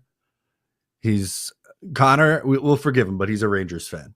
Oh, he's loving this. He's loving this US Canada. How could you not? yeah. It is some legitimately good hockey, which I wasn't expecting going into the tournament. I just thought that the NHL completely undersold it, so my expectations were low, and here we are, and it's blown me and millions of people out of the water, right? Like 1.5 million people tuned into USA Finland. Yeah, I can't wait to see the numbers tonight. I think. What do you think? They double it? I'm going to be conservative and say 2 million. Okay. Which is still great for a hockey game, right? Like I think 1.5 was just a little bit less than the Game 7 Stanley Cup final. So, and that's like the pinnacle of hockey, or what the pinnacle of hockey should be. And we're almost surpassing it in a round robin game with Finland. So Yeah. you might be right that they double it. That'd be friggin' dope if they did. It would be pretty damn cool. Yeah. Andre saying 2.5 at least. At least that's the floor for Andre. Sign me up, man. Yeah. There's a good question here from Roy, not related.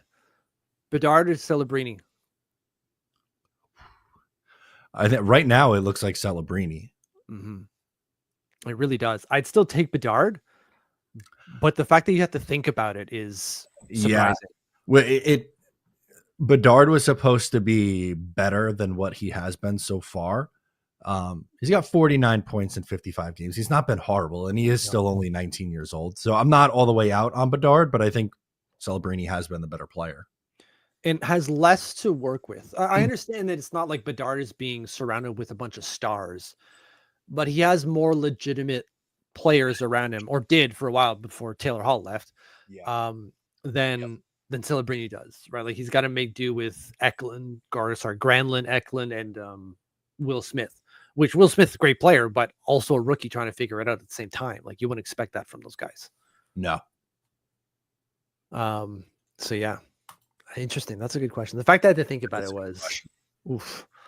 All right, I'm gonna go to the bathroom and stretch my legs before the start of the second period. Okay, you get to stretch it today. I'm like, I don't know, not stiff. good. I gotta like stretch, walk around a little bit. You do. Yeah. Okay, so we got Avedon saying whatever this game does, if this is the chip, it's going to be double tonight. So he's saying, like Matt, we're looking at probably 3 million viewers for this game. I would love to see a graph of when people tuned in. I'm sure it would hit high going into puck drop, but then there'd be another bump after the fights, like everyone tuning in afterwards, like, oh my God, what am I missing? I would love to see that tune in gap of when people are tuning into the game, or graph, not gap. I think that would be pretty interesting to see the story of people not only getting hyped for the game ahead of time, but feeling the hype in live time. That would be fun. On the Bedard question here, Andre is saying Bedard, one thing is clear, Hagens is not in the same planet as either Bedard or Celebrini. There's something to that. I don't think James Hagens is going to be generational, but I don't think Celebrini is either. I thought Celebrini was going to have a meh season, and he's blowing expectations right now. I thought he was going to be a more controlling kind of two-way center, but he's so much more than that. That might have to be because he's the only one there, so they're asking more of him, and he's obviously performing that role. We've seen guys given a higher role and perform better as well, right? We all remember William Karlsson going from the Columbus Blue Jackets over to the Vegas Golden Knights, and all of a sudden 40 goal scorer, and you're going, where the hell did this come from? Sometimes when you get more deployment, you get more out of a guy. Maybe that's what we're seeing from Celebrini here. Smith says, keep my center's name out of your mother effing mouth. I will put his name in my mouth as much as I want, Spiz. So we're getting a lot of chat here on Hagens because obviously people are concerned, not concerned, but is the right word. Want Hagens for us. We're getting some Hagens talk, which is great because we would love to have Hagens on this team. Yes. I don't think we're going to be able to get him because of where we are vis-a-vis our position in the league and where we might end up. But like obvious saying he's a consensus top overall. He's not a consensus top overall. That's true. Matty Schaefer, I think, is like the number one at this point. Yeah. I would still love him on this team though, because it'd be a really cool story to get a local product too. Like that never happens. No, the game has started apparently. All of a sudden, it would be very cool to get James Hagens on this team. I'm with Jeremy, and I'm sure others are as well, that I take Misa over Hagens. I don't think we're ever going to be in that situation, which sucks. But we'd be closer to drafting a Hagens than a Misa. Oh, that was a good attempt there. Yeah, as of right now, obviously still a lot of time to go. But if the season ended today, the Islanders would have the 12th pick in the draft. Yeah. Which is just not good enough to get those. No. But it is what it is. We're going to have to make do with what we've got. Spiz asked about the 28-32. So they have 25 wins. So unless they only win 7 more games on the year, then that prediction would not be true. No. Lulls. I don't think that's going to happen, Spiz. Sorry for you and your prediction, but I don't think the Islanders are going to win between 28 and 32 games. It just doesn't seem likely. No, I would say the same. Yeah, and Lou doesn't want it. He's going to do everything he can to get them out of that, out of that zone. Do you think they're buying then? I think so. I don't think they should. What kind of buy are we talking? It's certainly not going to be a rental, right? Because that's not what Lou does. But I don't know, man. I don't know. It's hard to figure out what Lou is going to do here with the Islanders leading up into this, because he wants to add. Clearly, it's just who's he going to add and how. How is really the key. I only want, if they are going to trade for someone, I would only want it for a player who is going to be here for a long time and not like a 28-year-old, if it's Pettersson, that's a little bit different. He's 26 and he's signed through his age, 33 season. Right. So that's a little different, obviously. Right. Of course. Totally different there. But that's, you don't want to be adding 19-year-olds unless they're elite level 19-year-olds who are going to turn into absolute studs and change the direction of your franchise. We're not going to be able to, unless we win the draft lottery. And even then, if we finish 12th, the highest we can go is second. Yeah. Which would still be great. You're still talking yourself into like a Misa situation, which exceptional level player. Although the last time we drafted an exceptional level player didn't end well for us when it came time to free agency. Just saying. Oh no. Big save. Kick save and a beauty. Good job, Binner. There we go. That's the Binner I remember. Sloppy saying, related to the Islanders for all of you, we are Islander fans. I fear that unless Brock forces loose hands by demanding a massive extension, we won't see any trades this year. That would be catastrophic. That would be really bad. My hope, and we've talked about this a lot, but my hope is that if he doesn't take this contract extension that's on the table for him, that they would say, all right, we're going to have to move on then. Yeah, I think so. I totally agree with that.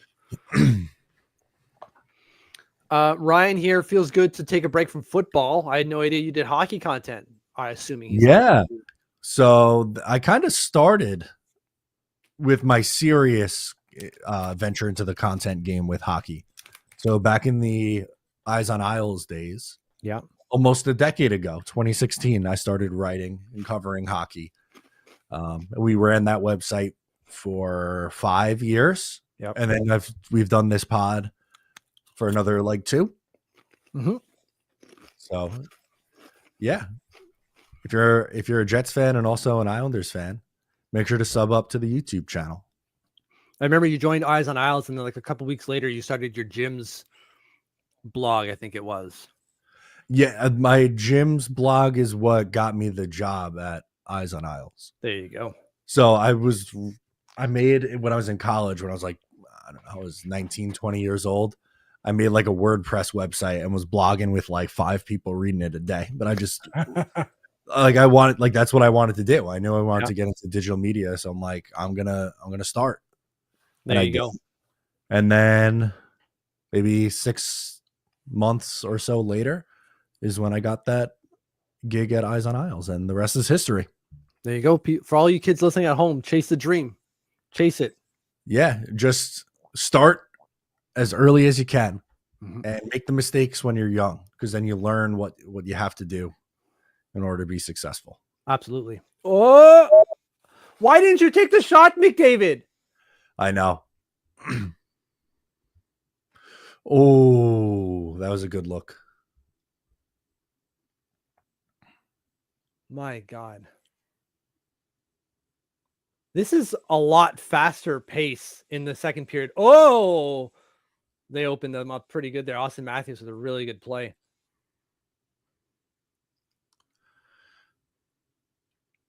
It's just go, go, go, man. It's wild. I love it. This is good hockey. Oh, Binnington came up with another big one. Yeah, this is much more wide open in this period. You're right.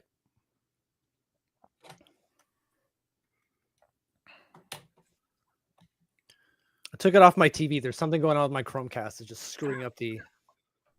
Okay. Oh, Binner. I just saw that save. Oh, my God. God damn it. Oh. Sloppy had to go. I'm sorry for you. Lols. He's not going to hear that. That's how he did it. I did dig. Such a coward. I put a dig in after he left. That's all right. You got to get your digs in still. Yeah.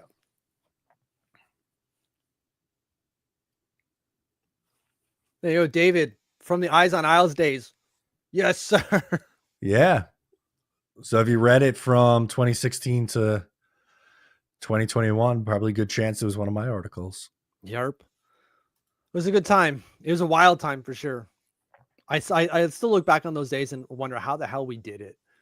Because it's like 4 articles a day each, almost, just to get the site to go. And then you're having to go through like COVID. Yeah, the COVID shutdowns were awful. That was really bad. And then they came back for the bubble, and then it was like, all right, we got to shut it down for, not shut it down, but like games came back and then it was over again. And you're like, shit, now what? The off season was basically a full year. Yeah, that was the toughest part for sure. Yeah. Obvious sharing the sentiment that has been shared as well. Like, this feels like a game 7. It really does. And there's nothing really on the line. Well, I guess there is. Like, if you lose in regulation, that's not going to be great going forward. Like, then your status for the final, if you will, is put into jeopardy. And obviously both of these teams want to get there. I think doesn't US clinch a spot if they win in regulation? That sounds right. Because they would have 6 points already. Yeah, let's look at the table. 4 nations face off table. I could probably rattle it off in my head, but I just want to be able to see it because I'm more visual. Yeah, US only team with 3 points. Everyone else has 2. But obviously Finland and Sweden have played 2 games, whereas the other ones have not. Haven't yet. So yeah, if they get 6 points, then Canada can only reach 5. And then the other ones could also only reach 5. So you're right, they would clinch immediately with a regulation win. Okay, good. Let's do it. We're gonna clinch. Which kind of, fits with what we were saying. Get that down. Unbelievable. Unreal. Although I have mine hanging from the ceiling. Yeah, get rid of that. I just have it on the side of my desk, so anytime I need it, I just reach over and I could flap it in the breeze. Just constantly. I was gonna keep it. I was gonna keep it on the pole and just go like this and really wave it, but I thought that'd be a little obnoxious. Just crashing things in the room. Yeah. I don't care. Oh man, the old one would have been good for that. That's true, but it's a little, dinky feeling. Like here we go. I really care about my team. It's just not enough. She came out in like full Hulk Hogan garb, like the Real American days. Yeah, there you go.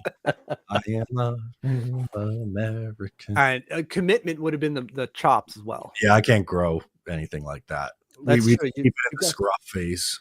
Yeah, you got some here, but it doesn't seem to want to go there. No, it doesn't really connect all that well. I don't know. Maybe when I'm a few months, I'll be 30 in like 2 months. Maybe that's my 30s is when the facial hair really starts to come. There you go. Perhaps I could not grow. I still can't really grow a beard. I get 2 patches right here. Okay. But I can grow a goddamn mustache pretty well. Yeah, that thing is coming in thick. I don't want a top hat. I don't think I would look good in a top hat. They're singing the Josh Bailey song in the Bell Center.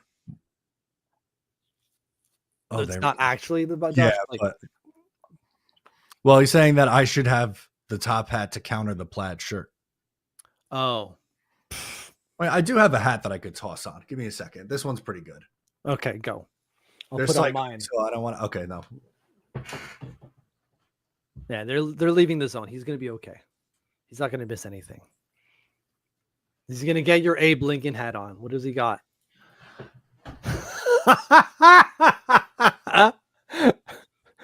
It's my beach hat. He's about to sip some margaritas over there. Yeah, the headphones don't really fit over this, so I don't know if I could keep it on. But the hat, the glasses, and the headphones is it's a wombo. Something's falling off. Yeah.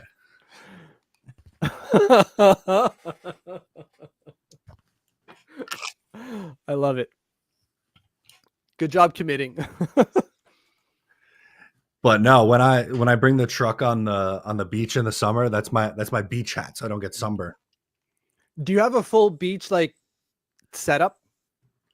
You have only specific. This is what I wear when I go to the beach. So usually like gym shorts and like a t-shirt with like the sleeves cut off and that hat. But you got to bring a sweatshirt because it's we go in the evening. And once the sun starts to set, it gets pretty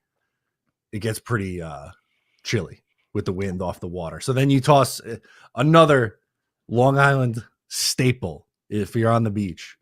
Shorts with a sweatshirt on. Oh, that now we're talking like perfect weather. If you are rocking a sweatshirt but with shorts on a summer evening, nothing better. Nothing better. Nothing better. That's true. That's fair. I'm kind of surprised you go sleeveless with your pale complexion. I thought that you'd absolutely go with something sleeved. Sometimes, but I don't know. I feel like that gives very beachy vibes. I'm not going like full tank top, but just like, I don't know, an old t-shirt, go a little sleeveless action.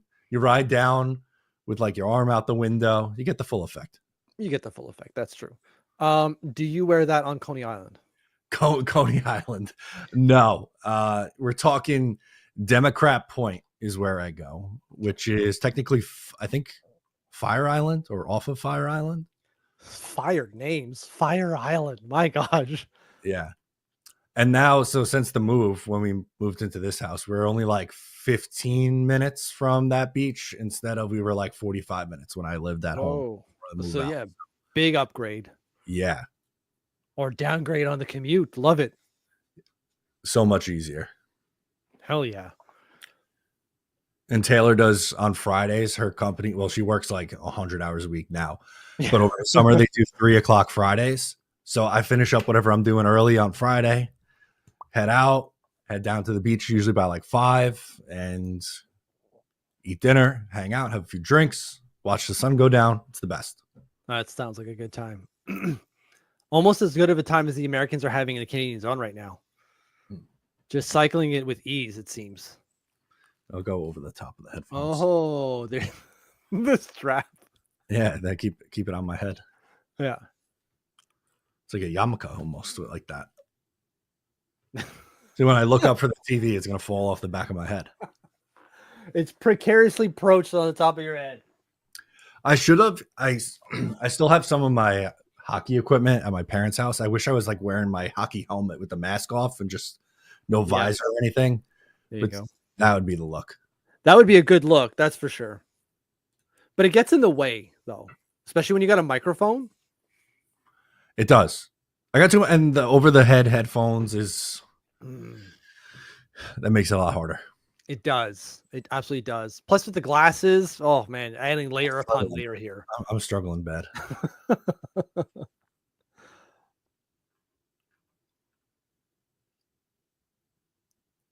So Americans have run up the shots now, 15-12 in favor of them.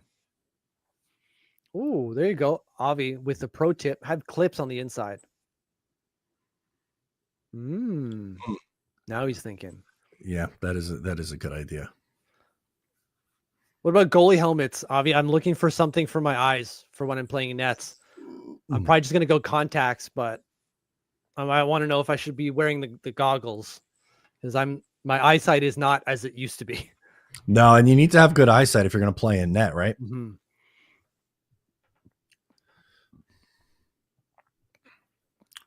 There we go. Let's go. No, good play. Matthews coming back. My God. It's been a fun period of hockey. Yeah. Like Matthews does not get enough love publicly for his defensive play. Yes. So I was shaking my head because Brock Nelson couldn't beat out an icing. What a Best. plug. Trade him. Get ready to learn Winnipeg Jets, buddy. The Wi-Fi is not great. Actually, Wi-Fi is perfectly fine in Winnipeg. Avidan's saying that the goggles fog. Mm-hmm. So it's contacts. See, there we go. All right. So I'm going to try to do next time.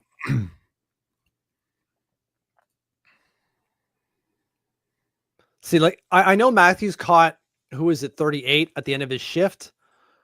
But still, to do that, to bridge that divide and to get there and then finish the hit as well, and get the stick on the puck, not take a penalty. Excellent play by Austin Matthews. Yes. The fact that he can do that and score a shit ton of goals is just not fair. Damn good hockey player. Yeah. You think he'd like with that kind of skill, stereotypically like, oh, he's from like Minnesota or some shit like that, or Wisconsin or whatever. No, desert born, baby. Arizona hockey. Oh, that's offside. Oh, really? Okay. Andre saying, get ready for Rasmus Kupari from the Jets being on the Islanders. Oof. It's not what I was expecting. No. I'd almost rather Brad Lambert. Okay. Yeah, 7 points in 52 games for Kupari. Yeah, no, he has not had a great start to his career. No. Maybe a change of scenery. It'd be his second one already. He already had that going from the Kings to Winnipeg. Right.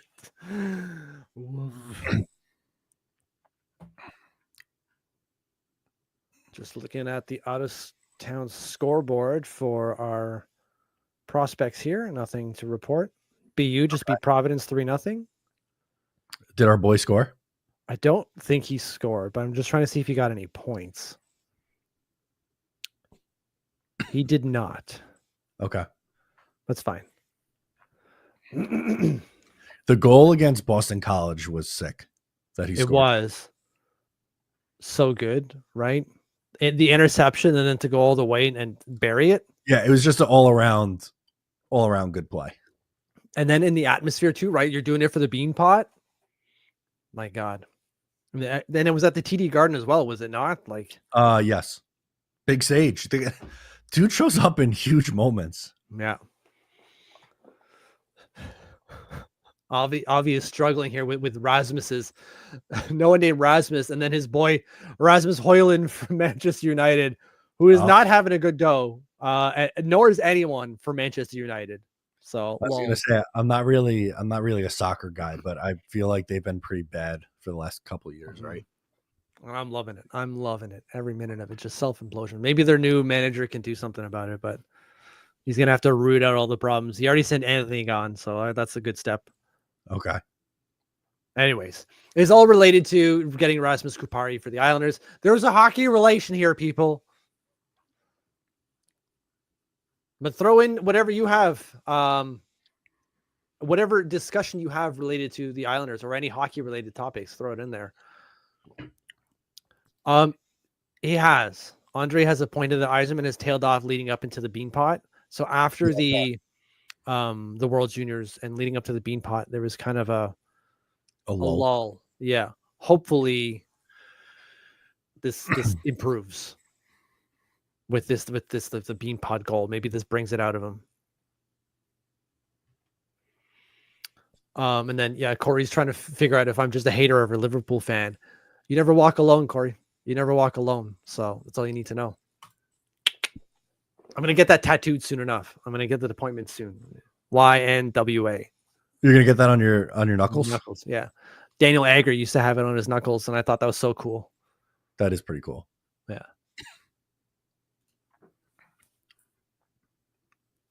And then I have to get an island at some point.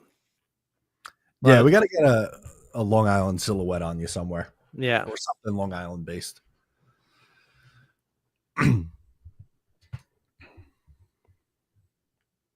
On your neck, like Leonard. Oof.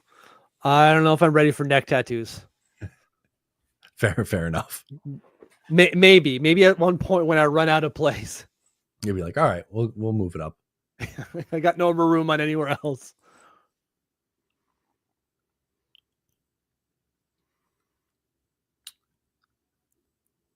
Okay, Kenna needs to set up a cycle here. Oh, that could have been disastrous. That failed hit by oh my God, Brady Tkachuk. He almost destroyed Braden Point. Oh, half hour mark. Oh, you dropped. Yeah. You're back. I didn't notice the clock ticking out there. It usually warns me when I have 30 seconds left, but I just didn't catch it. That's all right. You're looking at your screen. You're not looking at the camera. That's right. I was watching the game.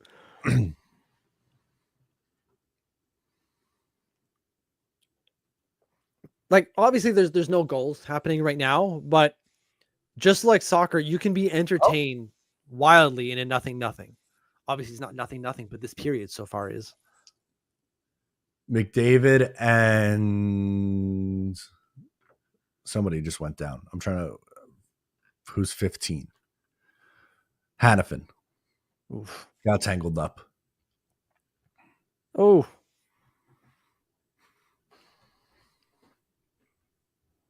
Looked like an elbow came up high there by McDavid. Yeah, a little bit, right? I don't know if he caught him with it, but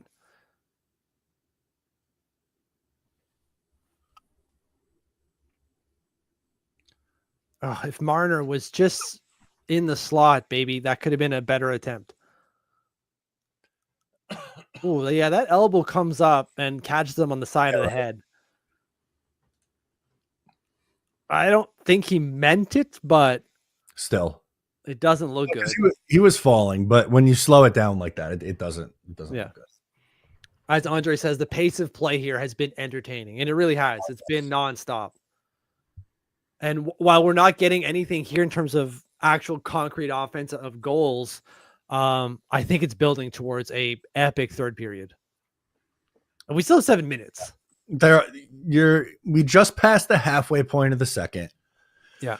But you're right. This could set up for an all-time third period. Yeah. Even still, this has been a phenomenal game. Yeah. Very entertained. I'm not going to name any names, but there are some people who are not inspired about this tournament just a few days before it started. What an asshole that guy is. Yeah. Couldn't have been me, but I'm not going to, not going to say who it was, but I just seem to remember talking on a podcast and being like, I'm actually really excited for this Four Nations thing. I think it's going to be good.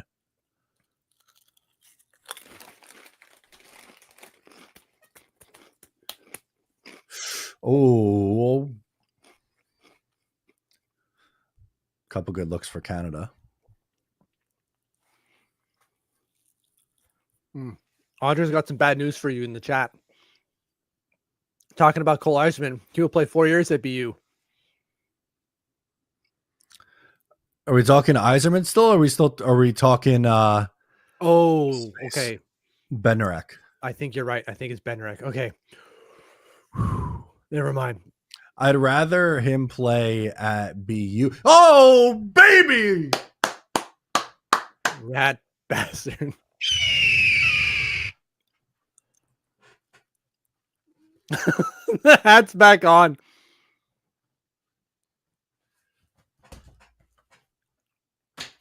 Did you see it yet? I'm sorry. No, it's a bad change. Larkin. Free bird! Bad change, Canada. Canada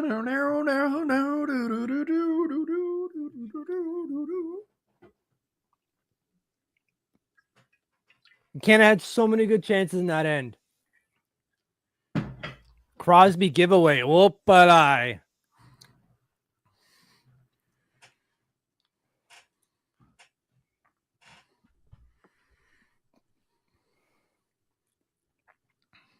Oh, good shot right over the pad.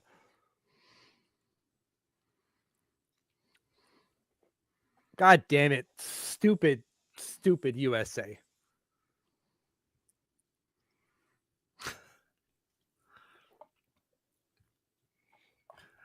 I'm tweeting out the Ron Swanson gif with the American flag flapping in the breeze behind him. Phenomenal.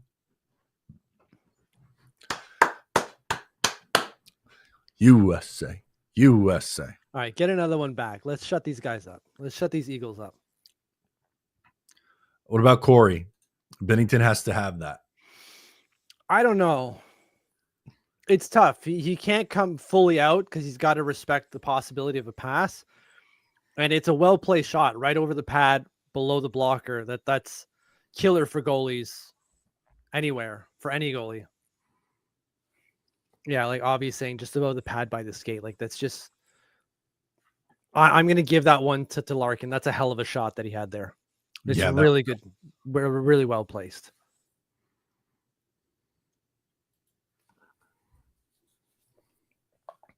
Ideally, we don't have a bad change, and then it leads to that 2-on-1, which is what happened.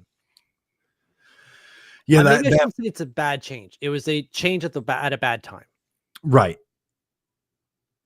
Because like Crosby's got the puck on his stick, and he gives it away as he's looking for like a cross slot pass, and obviously doesn't hit, and so that leads to the bad change.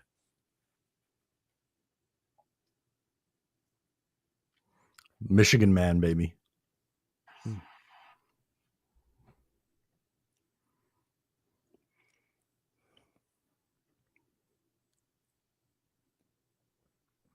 So Jeremy's asking about Quinn Finley. As Andre's saying, just not really doing anything lately, which is wild because he was on fire during the World Juniors, almost as if he was taking the snub to heart. He wasn't necessarily snubbed. He was brought to the team and then didn't make the final cut. And then just, I don't understand what is happening to him. He's just not really the same player over the last couple of weeks. It's getting too hot for that. My gosh. The hat and the sweater, man. I don't know how you're doing it. Well, it's just a dress shirt. It's pretty okay. thin. The flannel. Yeah.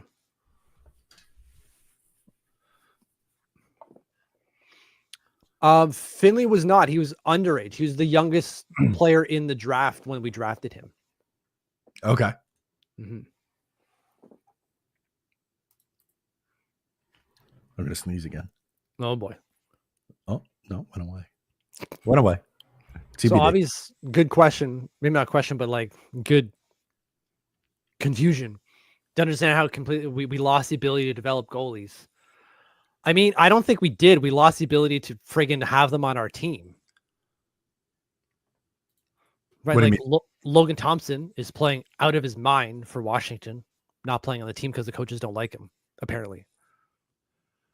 So it's just a poor GM decision. Yeah. Mm. Like Samuel Montembeault is playing because he's Quebec, I think, but it's the only Quebec player they've got on the team. So they didn't want to insult Quebec. Okay. It's really dumb. It would be a really dumb thing to do.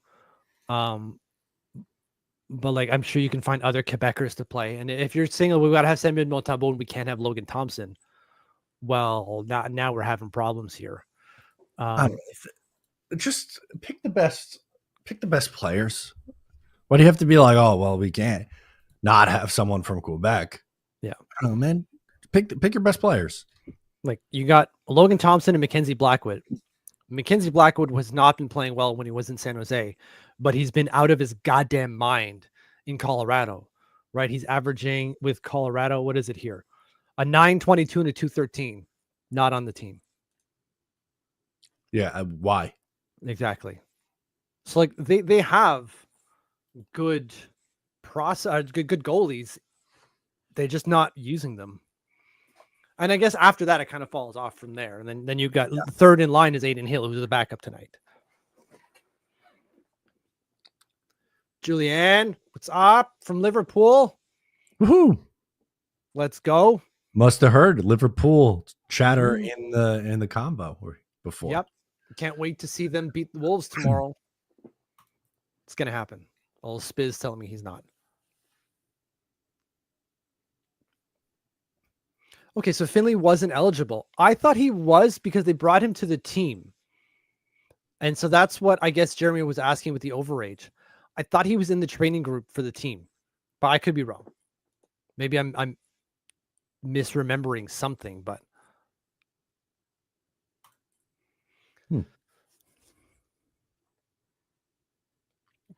Arsenal, get out of here. Garbage win today. I was gonna say I can't tell you anything. Yeah. Don't know.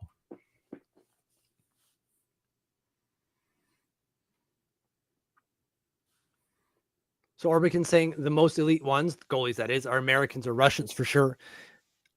Even if there are good ones on Canada. There are. Yeah. No lies that the most elite goalies in the league are American and Russian. That's for sure.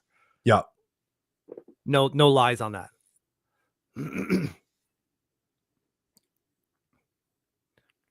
All right, Canada's got to get one here before the end of the period. We still got time. We got like 4 minutes. Yep. And like they're putting out their big guys. This is what, the third shift, maybe second or third shift for Crosby in this last couple of minutes there.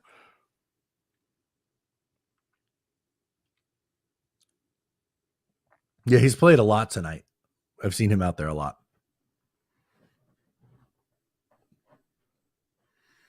There you go. Jump up in the offense, Makar. Or not, Taze, my God. It's weird seeing him in number 5. That's true. Not used to that. No.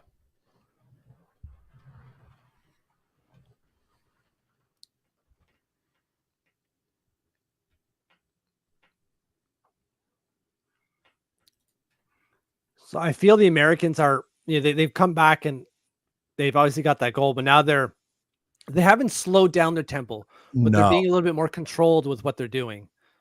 Because you don't need to rush it. Why do it? Let them make the mistake. Right. Hey, Brock touched the puck. Unreal.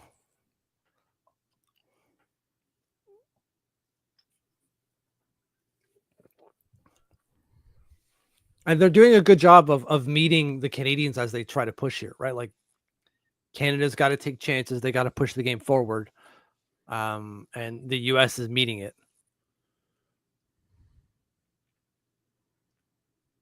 Jack Hughes, that's a name I haven't heard or seen in a little bit there. No, he's been relatively quiet. Mm-hmm. Is he playing on a line with Brock Nelson? Did I not just see 29 out there with him? Yeah, he might be then. Or unless it was a long shift and they were Yeah. caught in a change. Maybe. That seems more likely. Do you think Lou has any input on the amount of ice time Brock gets in this tournament? I don't think so. No, I think he'd be getting more if that was the case. I think he would like to see Brock out there more because it would help his guy and his trade value, but I don't know. Lou sounds like one of those guys like I'm going to respect those GMs for what they're doing and I'm not going to bother them type of thing. Yeah. 913 for Brock Nelson. That seems high. Does it not? Yeah, it's higher than Matt Boldy's at 638. Brady Tkachuk at 729. JT Miller 740. Some of these guys fought. Kyle Connor 632. Yeah. So like his ice time is going to be high in the first period relative to the other ones, I would imagine, because of like you said, those fights. But it's still quite high. He'll probably end with, I don't know, 14 minutes, something like that. Yeah, that sounds about right. What do you think about this from Corey, that the Yanks are skating with Canada's top end better than he thought he would? Yeah, they haven't looked like in the first game, right, that Canada played against Sweden. Yeah. You could tell there was a big gap in speed. I haven't really felt that way tonight. No. Like maybe at the beginning of the game, right? The first maybe 5 to 10 minutes leading up to Canada's goal, but yeah. Ooh, US getting a little puck cycle going.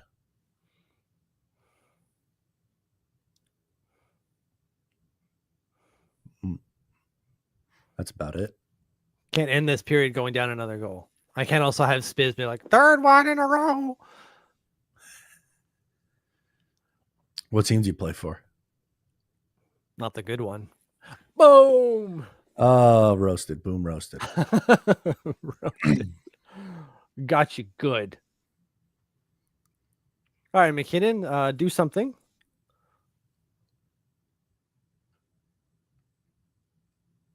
There we go. Oh, God. Ends it for the second. 2-1 after 2.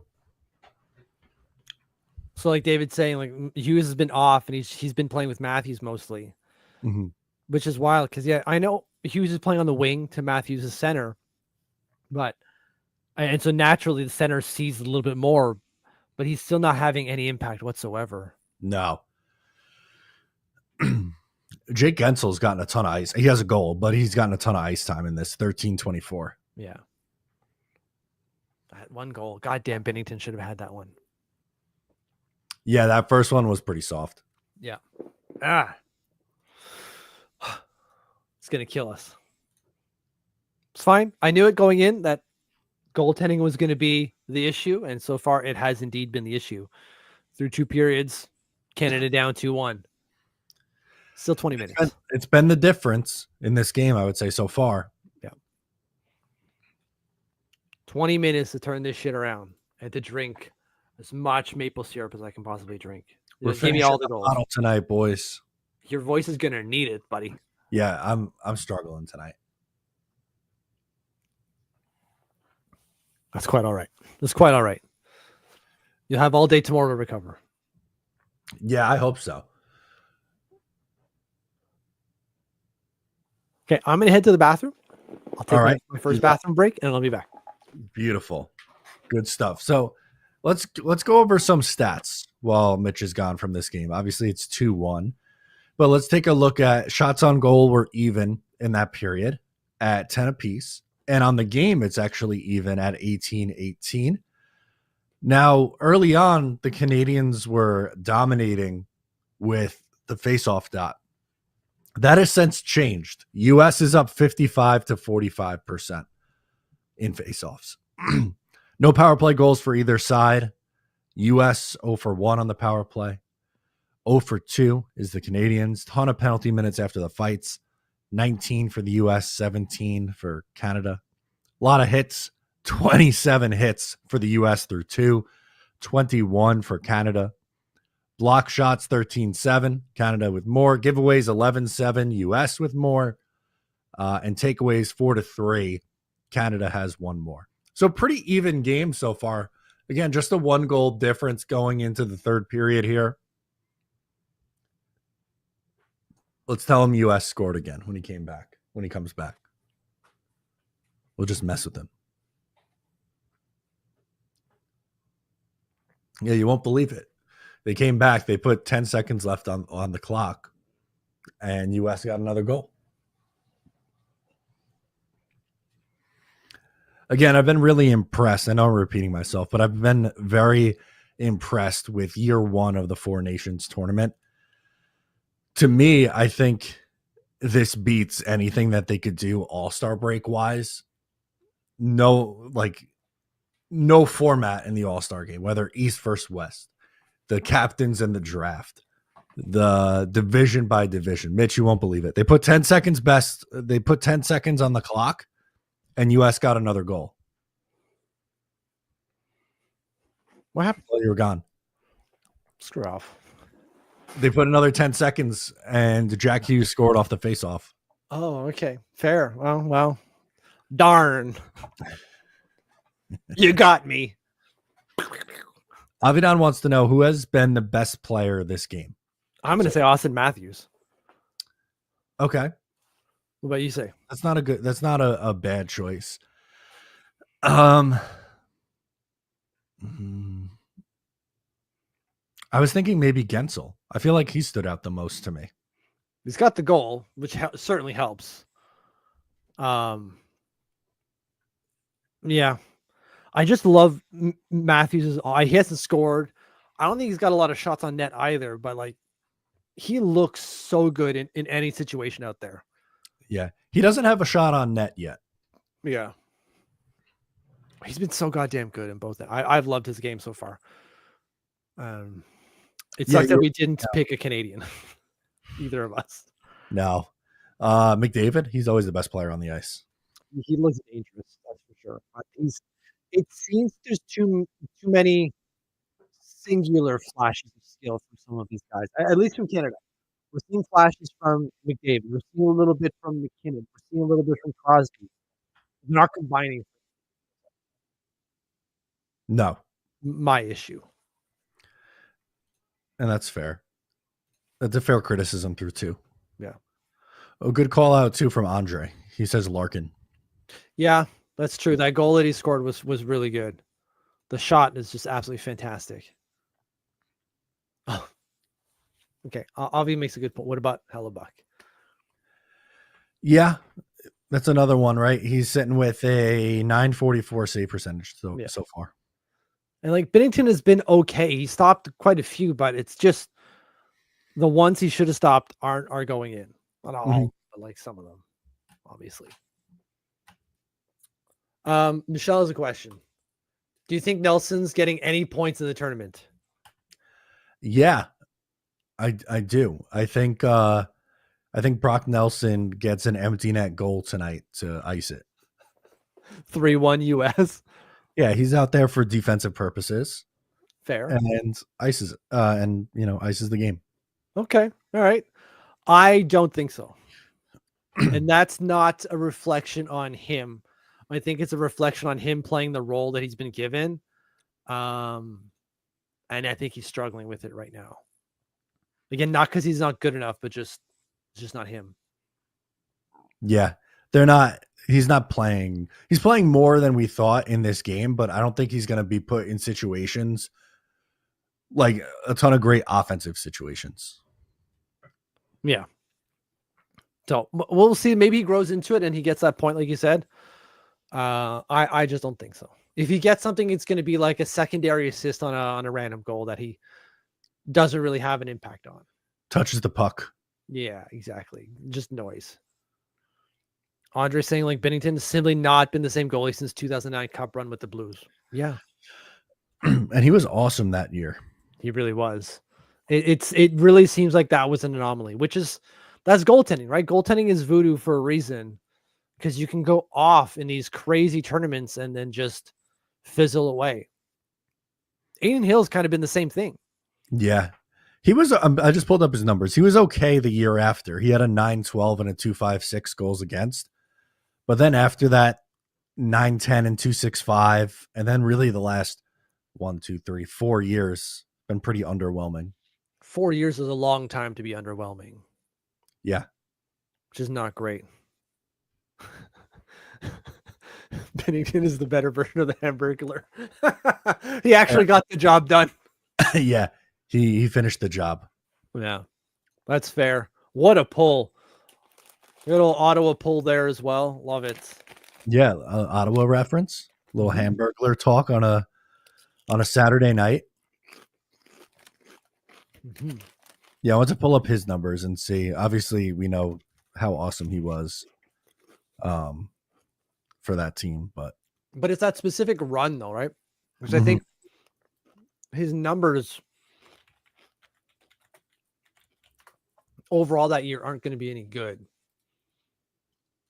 But that one season was the end of that one season was friggin' magical. Yep. 24 games, 20 wins, 941 and a 179. Yeah, holy crap. Insane. Next year, 24 games played, 7 wins though. But still 914 and a 265 with only 7 wins in 24 games played. Yeah, big difference, right? Mm-hmm. And then just never put it together after that. It just completely fell off.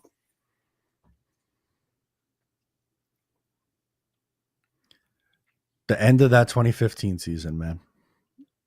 Absolutely ridiculous.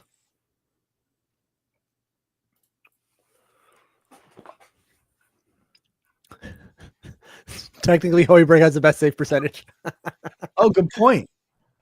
He counts. He definitely counts. Yeah. Why didn't Sweden call him up? Bunch of jerks. They should have. Well, obviously, he's hurt, so they couldn't, but I like the idea. A 947 in 7 games played, 5 starts.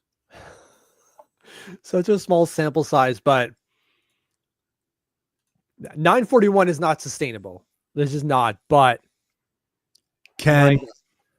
not Ken. My question for you was, who do we see first? Is it Hogberg or Semyon Varlamov? I want to say Varley because he was spotted skating first, right? Okay. But I don't know. What do you think? I was going to say Hogberg because isn't Varlamov indefinite? I think so, but that just means, he's not back till he's back. Okay. And I know, Varley went down first. Obviously, that's why Hogberg came into the net. But it didn't feel like... I'm sorry. What am I going with this? It felt like Varley was closer to being back. He's been out longer. Again, he had skated, apparently, even just according to Lou. Where is he now? Although, like Andre's saying, maybe they just shut him down. That's my fear. That's why I went Hogberg. Yeah. And like Michelle saying, didn't he just get a hand injury? It seemed like that. It didn't seem like a big deal. Because it was come out for overtime. Right. He went up to Patrick Roy and talked to him, and he was like, all right, you're coming out, kid. So I don't understand what happened there, but we think about this, but Hoggy will be the next Grice. I wouldn't put it past him. I hope so. Grice, underrated Islander. A very underrated Islander. Here's his numbers with the Islanders. Ready for this? Yeah. First year was brought in to be pretty much exclusively a backup, right? Yes. Excuse me. 925 and 236 goals against. The next year, 913, 269. Had a bad year in 17-18 at 892 and 382. Yeah. But then a 927 and 228 in 18-19. And then 1920 and 913 and 274. So in his 5 years with the Islanders, a 915 save percentage. That's fantastic. That's so good. Again, considering he was just brought in to be a backup, right? Yep. He wasn't a waiver wire pickup, but he was a free agency pickup, was he not? From Pittsburgh, yeah. Yeah. Like, we'll bring you in. We'll just play backup. And then that first year, Varley does his whole no, it's the second year, right? Where Varley gets all pissy because there's 3 goalies.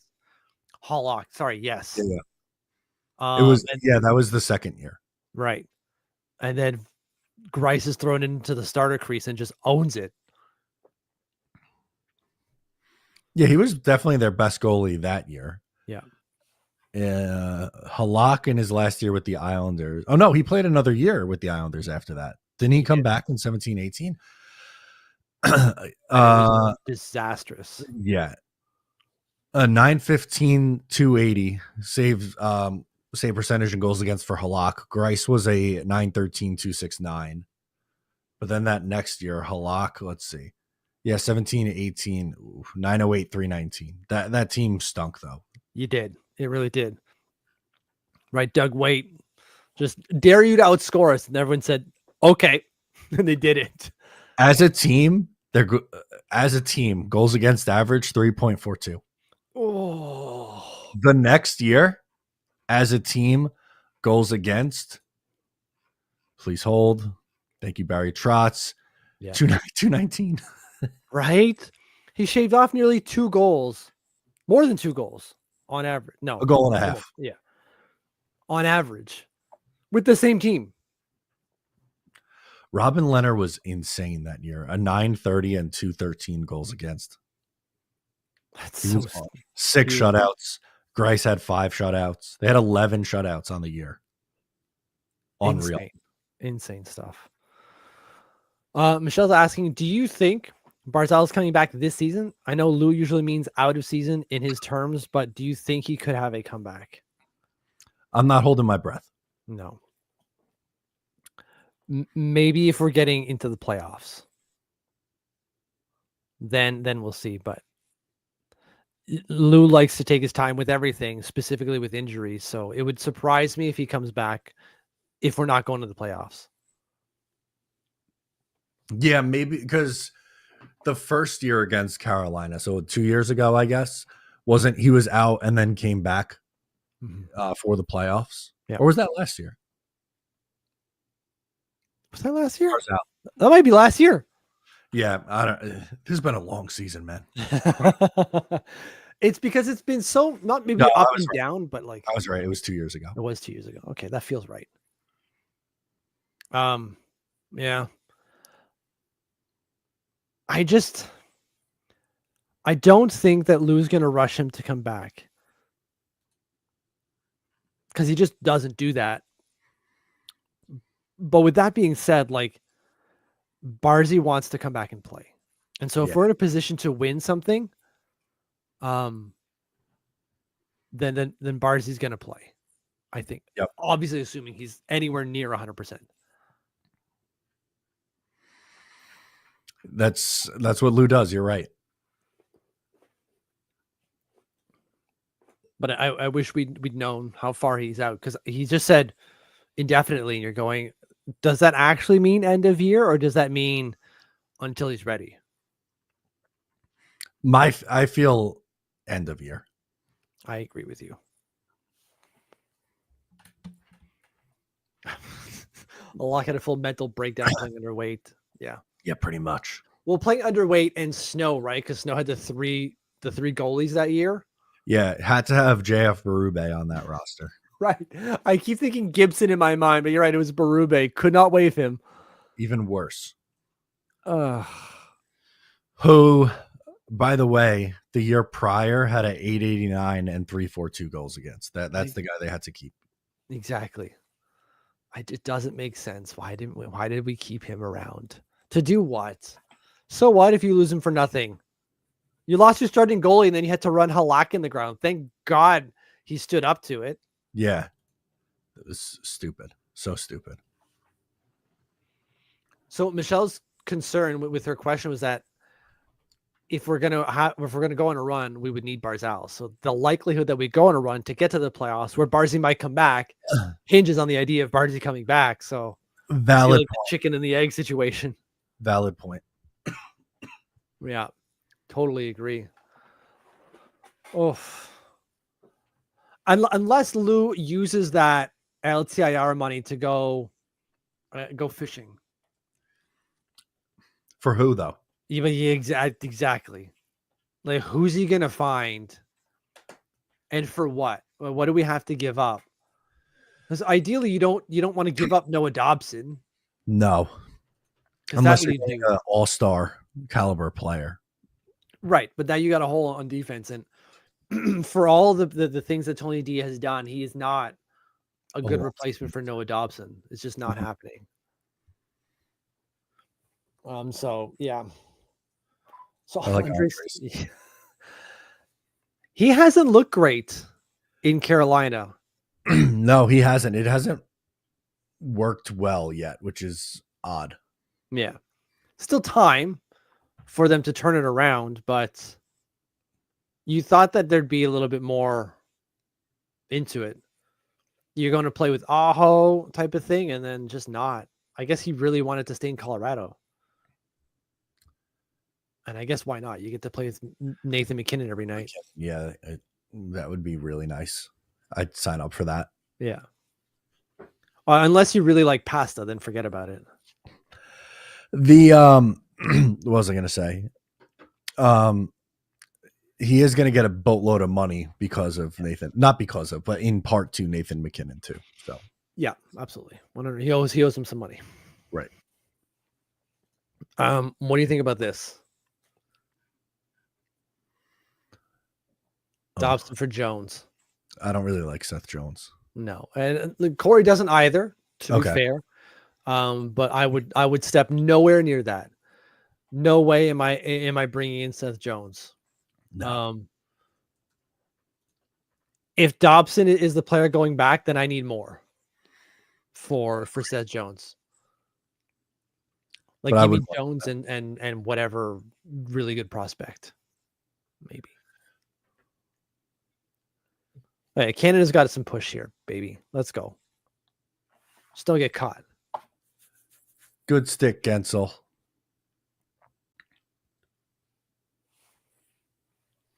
Another good stick. I can't see who that was though. There you go, McDavid. Get the afterburners on, bud. JT.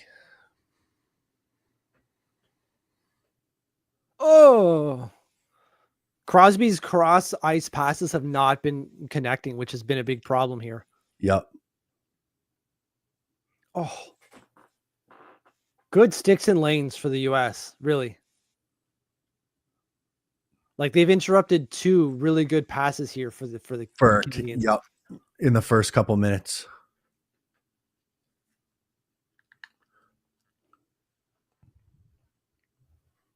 Again, like, clogging up the middle, and it's not just like piling in bodies and hoping it doesn't get through. It's strategic clogging.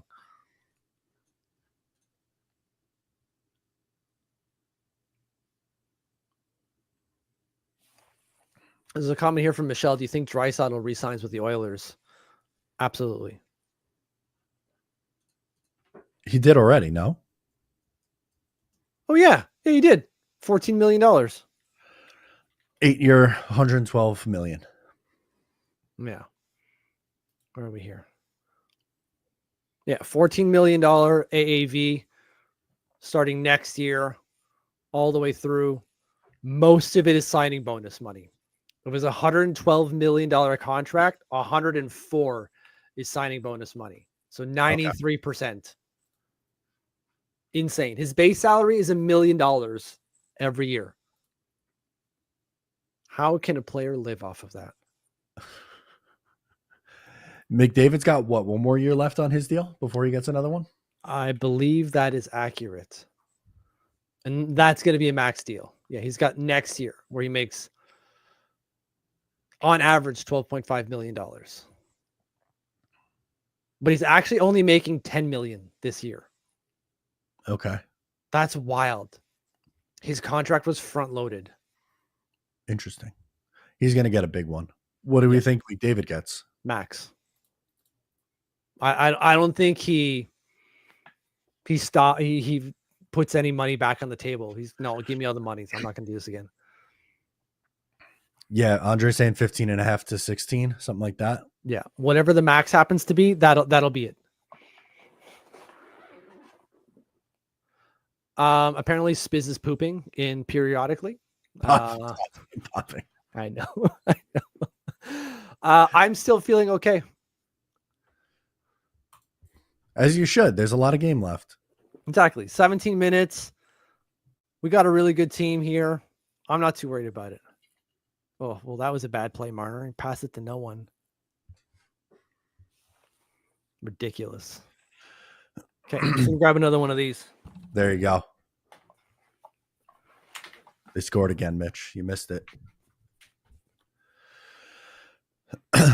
No shots yet for either side through 3 minutes. They are swimming in time, Spiz. This is the exact time for me to say something like that. So much time for the Canadians. We're just saying that you're swimming in time. Swimming in time. I'm surprised you didn't come with some BS. They scored off the face-off again. No, Brock Nelson. No, I've ran that one into the ground. Okay, good. All right, let's go, Marshy. Let's go. On net. Oh my gosh, buddy. Ridiculous. Oh. Well, good save. Like the anglerfish on TikTok. That's what Spiz is saying. Swimming to their death.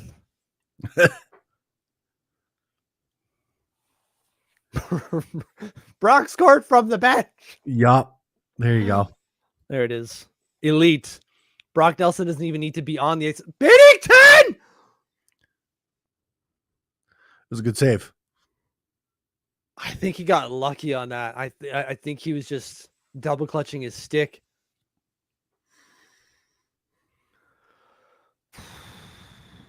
Pull up a little bit of hair I've got left. My gosh. I think if Chuck puts it on net, Binnington doesn't stop it. Fair. He just tried to throw it back in the slot. Yeah, the hesitation.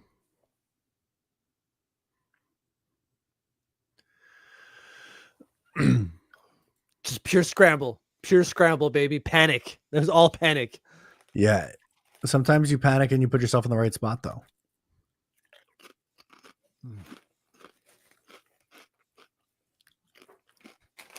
You do. Spiz says Mitch has a falsetto in there somewhere. I can hit some high notes. Did you ever sing in any of the bands that you were in? No. Backup screaming. That's about it. Yeah. Okay. In one of the grunge, not grungier, but sludgier hardcore bands I was in, I did some backup vocals. Okay. But that's about it. I don't have a singing voice. Me either. Just in the shower. Yeah. When it's me, myself, and I, fantastic. Mariah Carey 2.0. Oh, yeah. Why do you sound so much better in the shower than anywhere else? That's what I want to know. Because you're finally free. Yeah, right.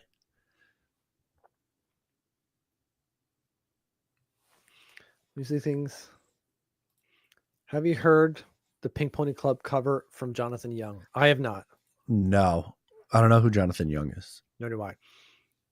I didn't know. So I don't know if they did this with the US, but leading up to the Super Bowl, they asked a bunch of Canadians when they're coming up through the warm-up, who would you want to play the halftime show? Yeah. And a ton of them said Marshall Warren. And I had never heard of this person in my goddamn life. You mean Morgan Wallen? Sure. Yeah, that person. Horrendous country singer. Oh, God. I figured. And then they said a lot of Drake. And I'm going like, Canadians, my God. Like the worst music taste ever. Cal McCarr had the best answer. What did he say? Zach Top. That's not the greatest answer, though. It's Nathan McKinnon saying Tragically Hip. Yeah, okay, fair. That's very on brand for a Canadian. But I was just more surprised that Cal McCarr knew who Zach Top was. So that's a proper artist type of thing? Yeah. In my eyes. Okay. Like country artists can be good. If they do it the way I like it. Right. That's what I mean. I don't like the bro country pop. Yeah. Yeah. That's more Morgan Wallen speed. Although I do love me some Shania Twain. Oh well, Not yeah, gonna lie. that's like that's peak '90s, early 2000s stuff. Nostalgia, baby. Oh, Andre throwing the misery out here. Bridgeport got shut out again. They stink, the Bridgeport Islanders. What was the score, Andre? Last I saw, it was 5-0, but they hadn't finished the game yet, so I'm worried to see how high it got. Again. Oh, here we go. Oh, that's fuck. 5-0 and ended again for Providence. Oof. Oh, that's not good. Gensel had a really good look. Got the heel of his stick, I think. Yeah, Canada's pushing. They're getting caught. That was too close. Yeah, handcuffed him a little bit. Yeah. Avi, Bridgeport might be worse than some of the college or CHL teams. Yeah, it's really bad out there, man. Like, they had a good couple of weeks there where they strung a couple of wins together. I know by strung, I mean like they probably had 2 or 3 in the 2-week sample. But my God. Like Andre's saying, what a joke. Is anyone going to make changes? I guess he's going to ride Rick Kowalski to the end of the season. I guess. And then, what do you do after that? He's not going to fire Chris Lamoriello. I don't know. I don't know what's going to happen in Bridgeport after this. It is a joke, Andre. All right, Canada is pushing. And they're opening up space between them and the defense, and the U.S. have exploited it a few times here. You got the Jake Gensel rush. Oh, there's a hand pass? Okay. And then they're going to open up more. There are going to be chances for the U.S. that they can find that space again. And I'm not happy about that at all.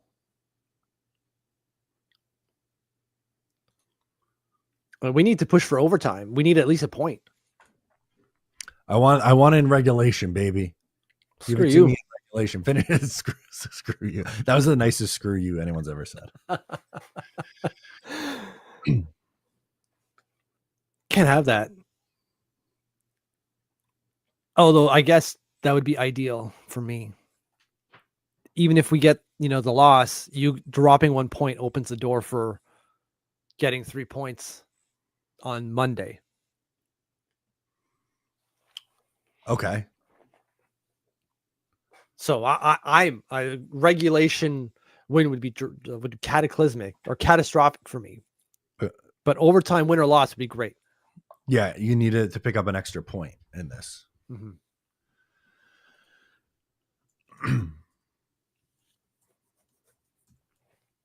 Unreal.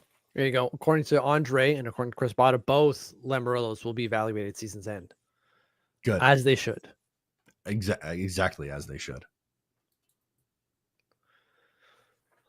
And if they probably both should be gone, if we're being honest.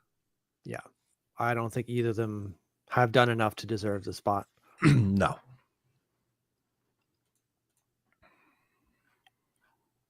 We need change. We need a different look going forward. All right, enough of these commercials, guys. Come on, third period.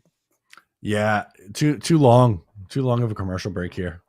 Ugh, I got political ads here. Oh my God. It's Ontario election is happening right now. And then in a couple of weeks after that, maybe a couple of months, it's going to be the federal one. Oh my God.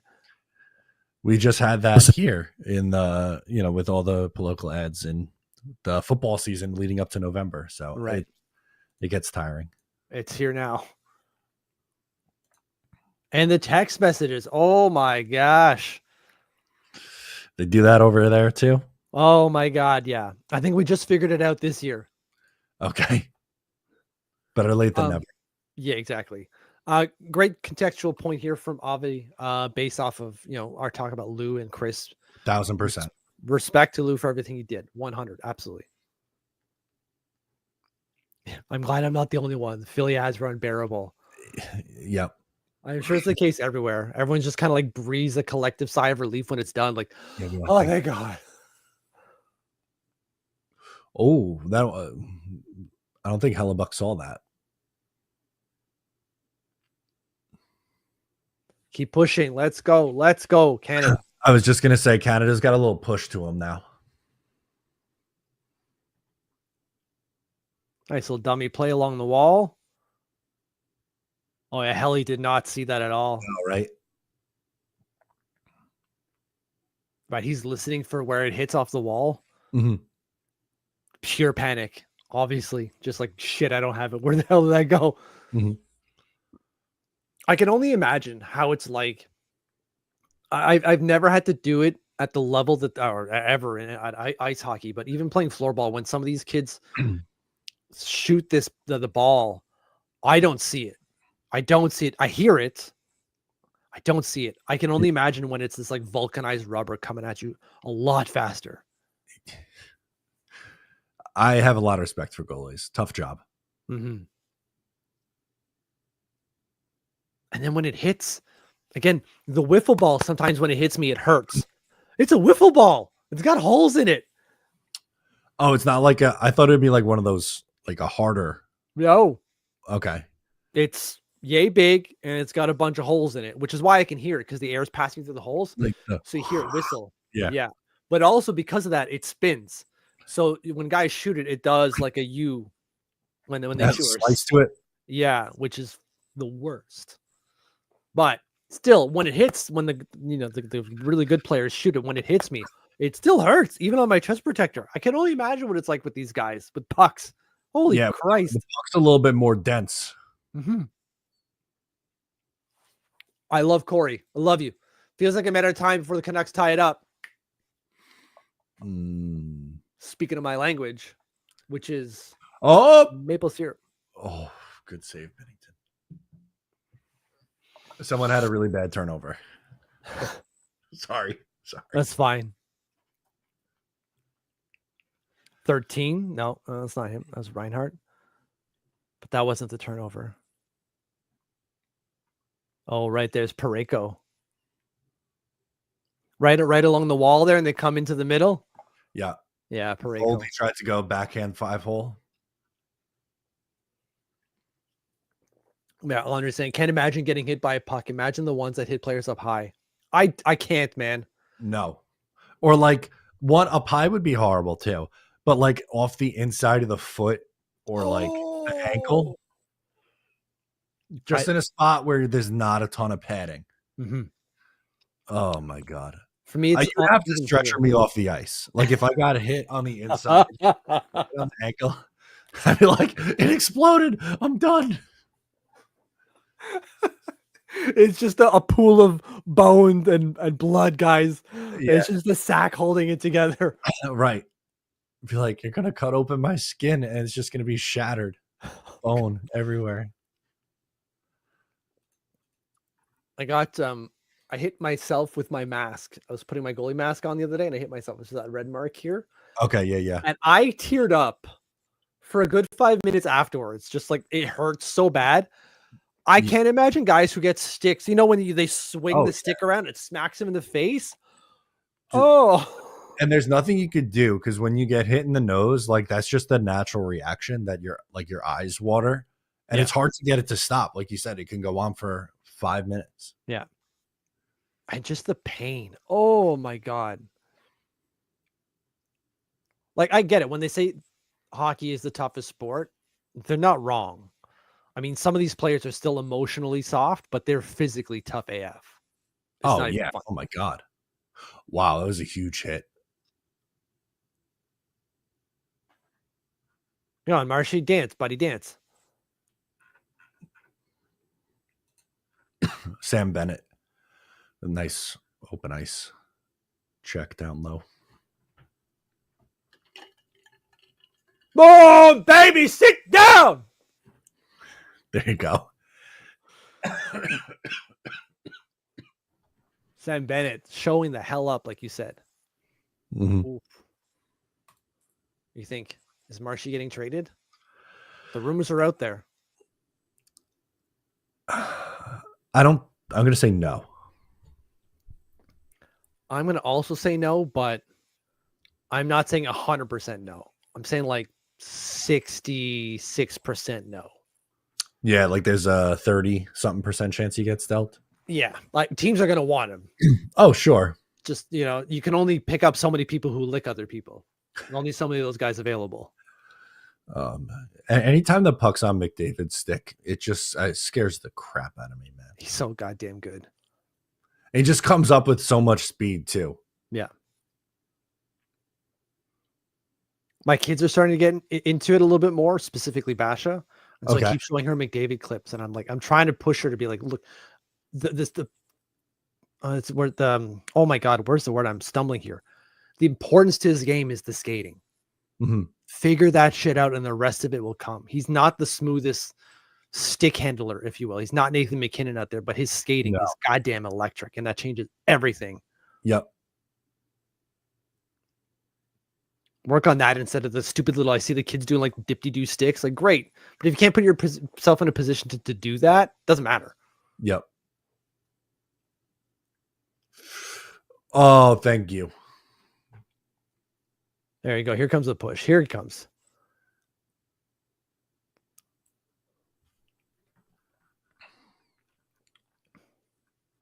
So they got McKinnon with Stone out there. That's not a great mix.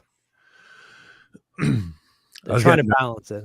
Oh, fan. God damn it. Yep. Doughty. They were getting a good cycle going too. Mm-hmm. Here we come again. USA is doing a good job of blocking shots. Yeah. Though. And like anything, they're trying to do these cross ice passes and they're just getting in the way. Yeah, because like they're forcing Canada to make the risky plays.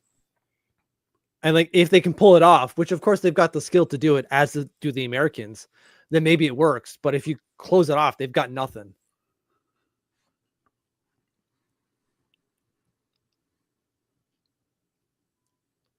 Come on, guys, let's go. This is just not enough. They need more. They're finally getting it. They're sticking some things together here. Each team only has 2 shots in this period. That's crazy to me. And we're 12 minutes in. But Canada has one more now, so 3-2. Still 5 shots in 10 minutes or 12 minutes of play in a game that's been pretty open. Sure, one way, but oh fuck yeah. Avi, USA's playing some Barry Trotz hockey here. Yeah. Our rip down when you bet the over. Yeah, rip indeed. Oh! Good stop, Binner. Or Hellebuck. They showed a crowd reaction after too, and they had the same reaction. It's just literally like, oh. Right down the middle. Bill would have been like, don't hit the jersey. God damn, that was close. They're getting there. They're getting there. They're pushing pretty good right now. US has been stuck in their own end for most of the last, I would say, like 5 to 6 minutes. Mm-hmm.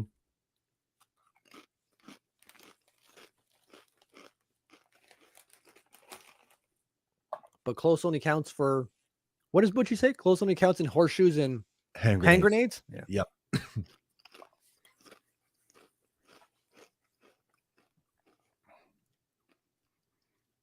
Sounds like shit my dad would say. That is a very old school saying. Like, good for the goose. What's good for the goose is good for the gander is a dad thing. My dad says that. That must be a Canadian saying because I've never heard that before outside of Butch Goring. It's definitely a Canadian thing then, yeah. My dad says it. It's not foreign to me. Toy department was. Yeah, that's his own thing though, right? It's because that toy store that was on the top floor of whatever department. Eaton's. Okay. Was our big department store thing here for a long time.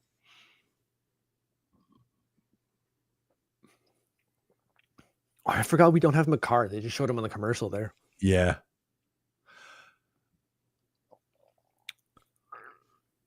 What a miss that is for us. Although, You guys are missing guys too there. Yeah, I was just looking because apparently Matthew Tkachuk is a little banged up. Screw that guy. Good. Wow. No, I don't want him to be injured. Wow. Wow. The truth comes out. Yeah. Yeah. So Tkachuk appeared to be testing a lower body injury in the TV timeout, but shook his head. Appears he has taken his last shift with 12:36 remaining Oof. in the third period. That's rough. That's a big loss. What would also be a big loss is Butchie if he stops. So Andre's asking, how long do you think Butchie will continue? Forever. Butch Goring's immortal. He will never die. I don't know, man. I think if Brendan goes, he goes too. It won't be the same, but Thomas Hickey's come into his own a little bit here. And I like the addition of Thomas Hickey to the broadcast booths. Yeah. I think he is primed to eventually take over for Butch Goring. Yeah, that makes sense. I think so. And like Butchie's had that surgery, right? And he's obviously getting a little bit older. And he's never been perfect, but it's slipping a little bit more, I feel like. Mm-hmm.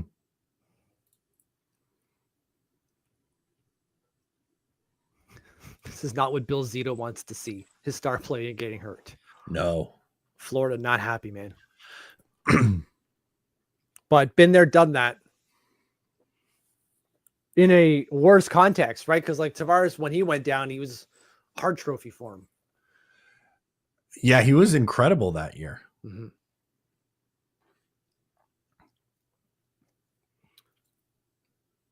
There you go. See, Smith's bringing it up. Remember when you broke his knee? Yeah, yep. Avi had never heard the word gander used in a sentence outside of Butchie. Fair enough. Oh, here we go. Screw you. Screw you. Screw you. Not you, Spiz. Matt with his here you go thing. Can't have this. This is me jinxing it or doing my best. It didn't go, so I guess it worked. Confirmed. It works. Come on, Brock. He tried to go 5-hole on Binnington. Almost worked last time, or it did work last time. Mm-hmm.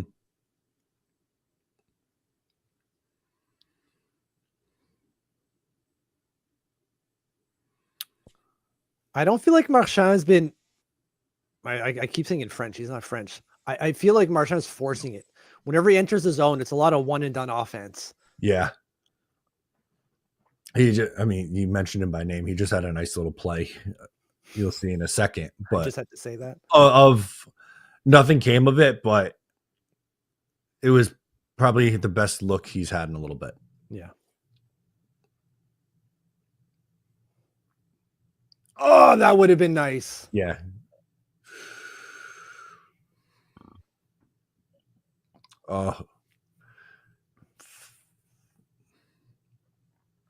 Yeah, like Marshy's showing his age, as Andre saying he's trying to go 1-5. Yeah.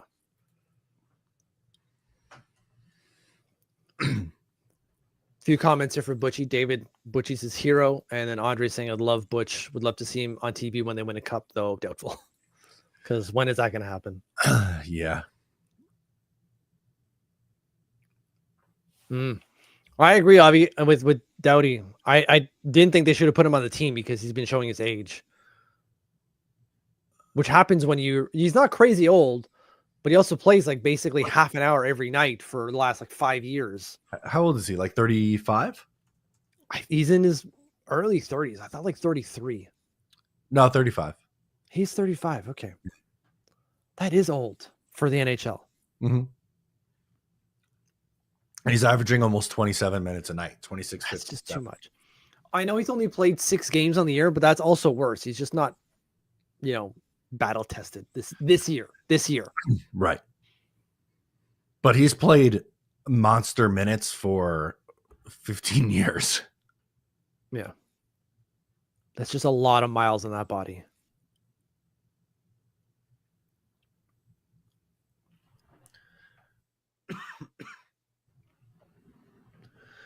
Oh, that's a nice little nifty from Matthews. Creating some space.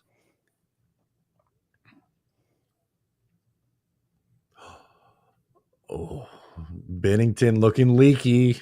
No, Stop, screw stop. you. Screw you with that. Spiz, it's really quite evident that the final is USA Canada. We clinch tonight. Game against Sweden means nothing. Canada beats Finland handedly in regulation. Maybe. I don't know. This game's not over yet. No, it's still really close. They're gonna pull the goalie the second they get that play in their end. Mm-hmm. The only reason they haven't yet is the US has done a good job of stepping up and they've been closing out those passing lanes. Mm-hmm.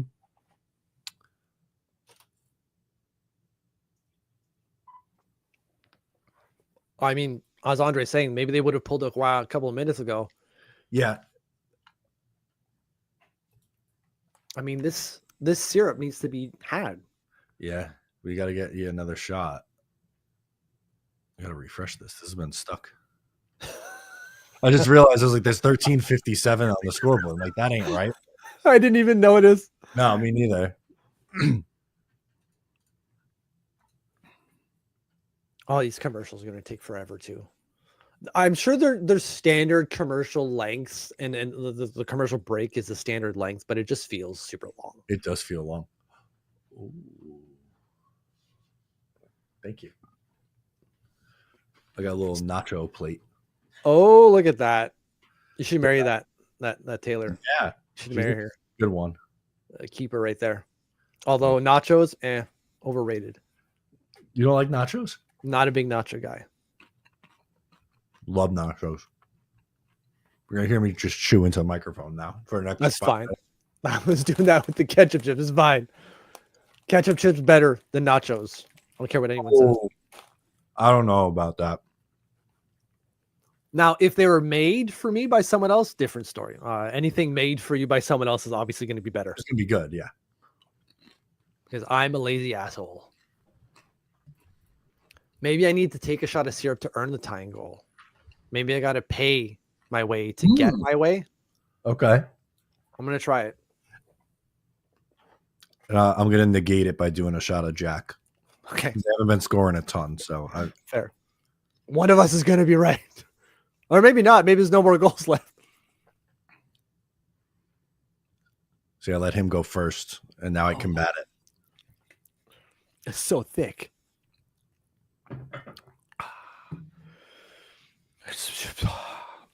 I can feel the sugar like I'm Popeye.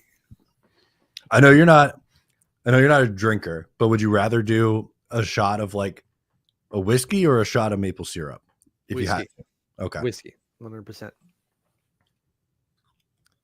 I'll take the burn over the sugar. I love the burn. Yeah, I don't mind it at all. Scotch is different. Obviously, you're not supposed to be shooting Scotch anyways, but like the smokiness is just not good for that. No, I'm not I will occasionally have Scotch, but I prefer bourbon to Scotch. Yeah. I'm surprised they didn't pull the goalie on that play. They had the puck in the US zone. Well, they did now. So when you get to about 2:10. Okay, I'm only 10 seconds behind. This is a bad take by Avi. This goes with all the Jersey takes. Tequila over whiskey. That is not. No. Yeah, I don't agree, but I do. I'm pretty sure tomorrow I'm hitting shout out Del Fuego in Babylon. So I will be getting a margarita tomorrow, most likely. Yeah, sorry, not to say that tequila is bad. It's just give me all the whiskey over tequila any day. Correct. I'm in the same boat. All right, now it's crunch time. It's getting long early around here, Mitch. What's that? I said it's getting later.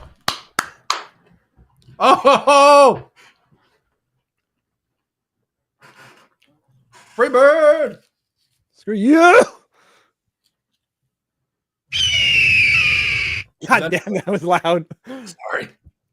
Is that Jake Gensel again? The MVP. Oh, what a... Won't you fly? See, it was the one that combated it. That's why.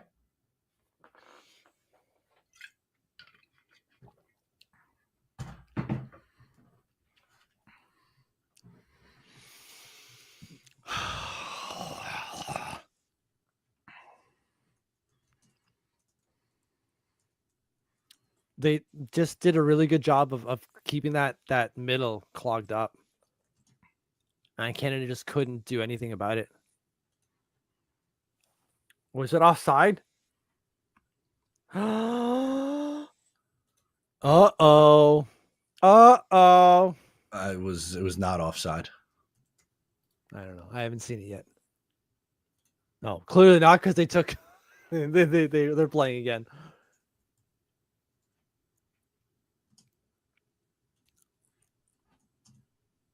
Unreal.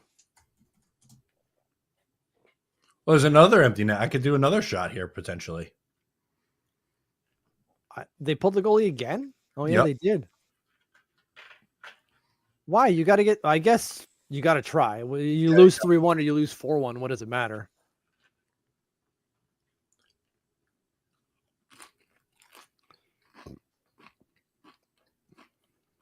Good block. Good block. Let's go. 30 seconds, 2 goals. A goal every 15 seconds. Ooh. Come on, loft this out. Just at least. Oh, there's going to be another face-off.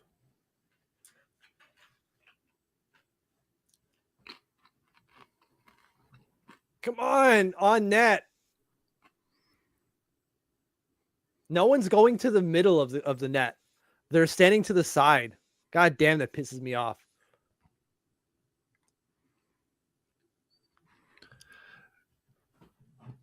20 Crosby. 26 freaking 1. Oh, yeah. Unreal. At least Avi got the score right. Well, yeah, Attaboy, Avi. See, Stone to the side of the net. Stand in front of the net. That's a big win. See you in the final. Maybe. We'll see. Still got to beat Finland. So USA's got 6 and everyone else has 2. Correct. Okay. Yeah. Everyone else is deadlocked at 2. So Sweden don't mean anything for the US. I keep almost saying for the Islanders. For the US. That's right. I think they'll still play hard though. They'll want to. They're not going to want to lose. They're not going to want that blemish on their record. Yeah, you got 2 regulation wins. Why pick up another one? Sweden is going to want it. Like they want a point. They need it just as bad. Yeah. Right. They need the regulation win. Yeah. All of them do. All of them need a regulation win except for the U.S. So now I'm going to put you on the spot. If you don't know, that's totally fine. Tiebreaker. What if multiple teams finish with 5 points or just tied for the? I feel like it's goal differential. Is it not? Okay. Like I think it'll be something like regulation wins. We can look it up. 4 nations tiebreaker. I'm sure someone in the chat knows it. So head-to-head result. This is in order. Total regulation wins, regulation and overtime wins, goal differential, goals scored, goal differential amongst tie teams, goals scored amongst tie teams. So like a lot of tiebreakers here, but head-to-head result is the first one, and then regulation wins would be the second one. Gotcha. So, yeah. If Finland and Sweden tie as the second best team, Finland would go through. Got it. Wild. Oh, this stinks. But it's fine. You got to grow into a tournament. You're going to have some bumps. What if, let's do this Avidan comment before we hop out of here. If Canada can't beat Finland, then they don't deserve the finals. What's your thoughts on that? Agree? Accurate. Yeah, 100%. If they can't beat what is arguably the worst team in the tournament, you don't deserve to be there. I tend to agree. So this should be fun. I would expect a rematch on Thursday. That's my thought. That is my expectation as well. Sorry, Finland. I respect you, but you're just not a good team right now. That is my expectation as well. Beautiful. All right, Mitch, that was fun. I love that. We'll see if we have to do it again on Thursday. Absolutely. So subscribe if you're new. Give a like before heading out of here. That's going to do it for us. For one more time. We'll see you next time. Boo earns. USA.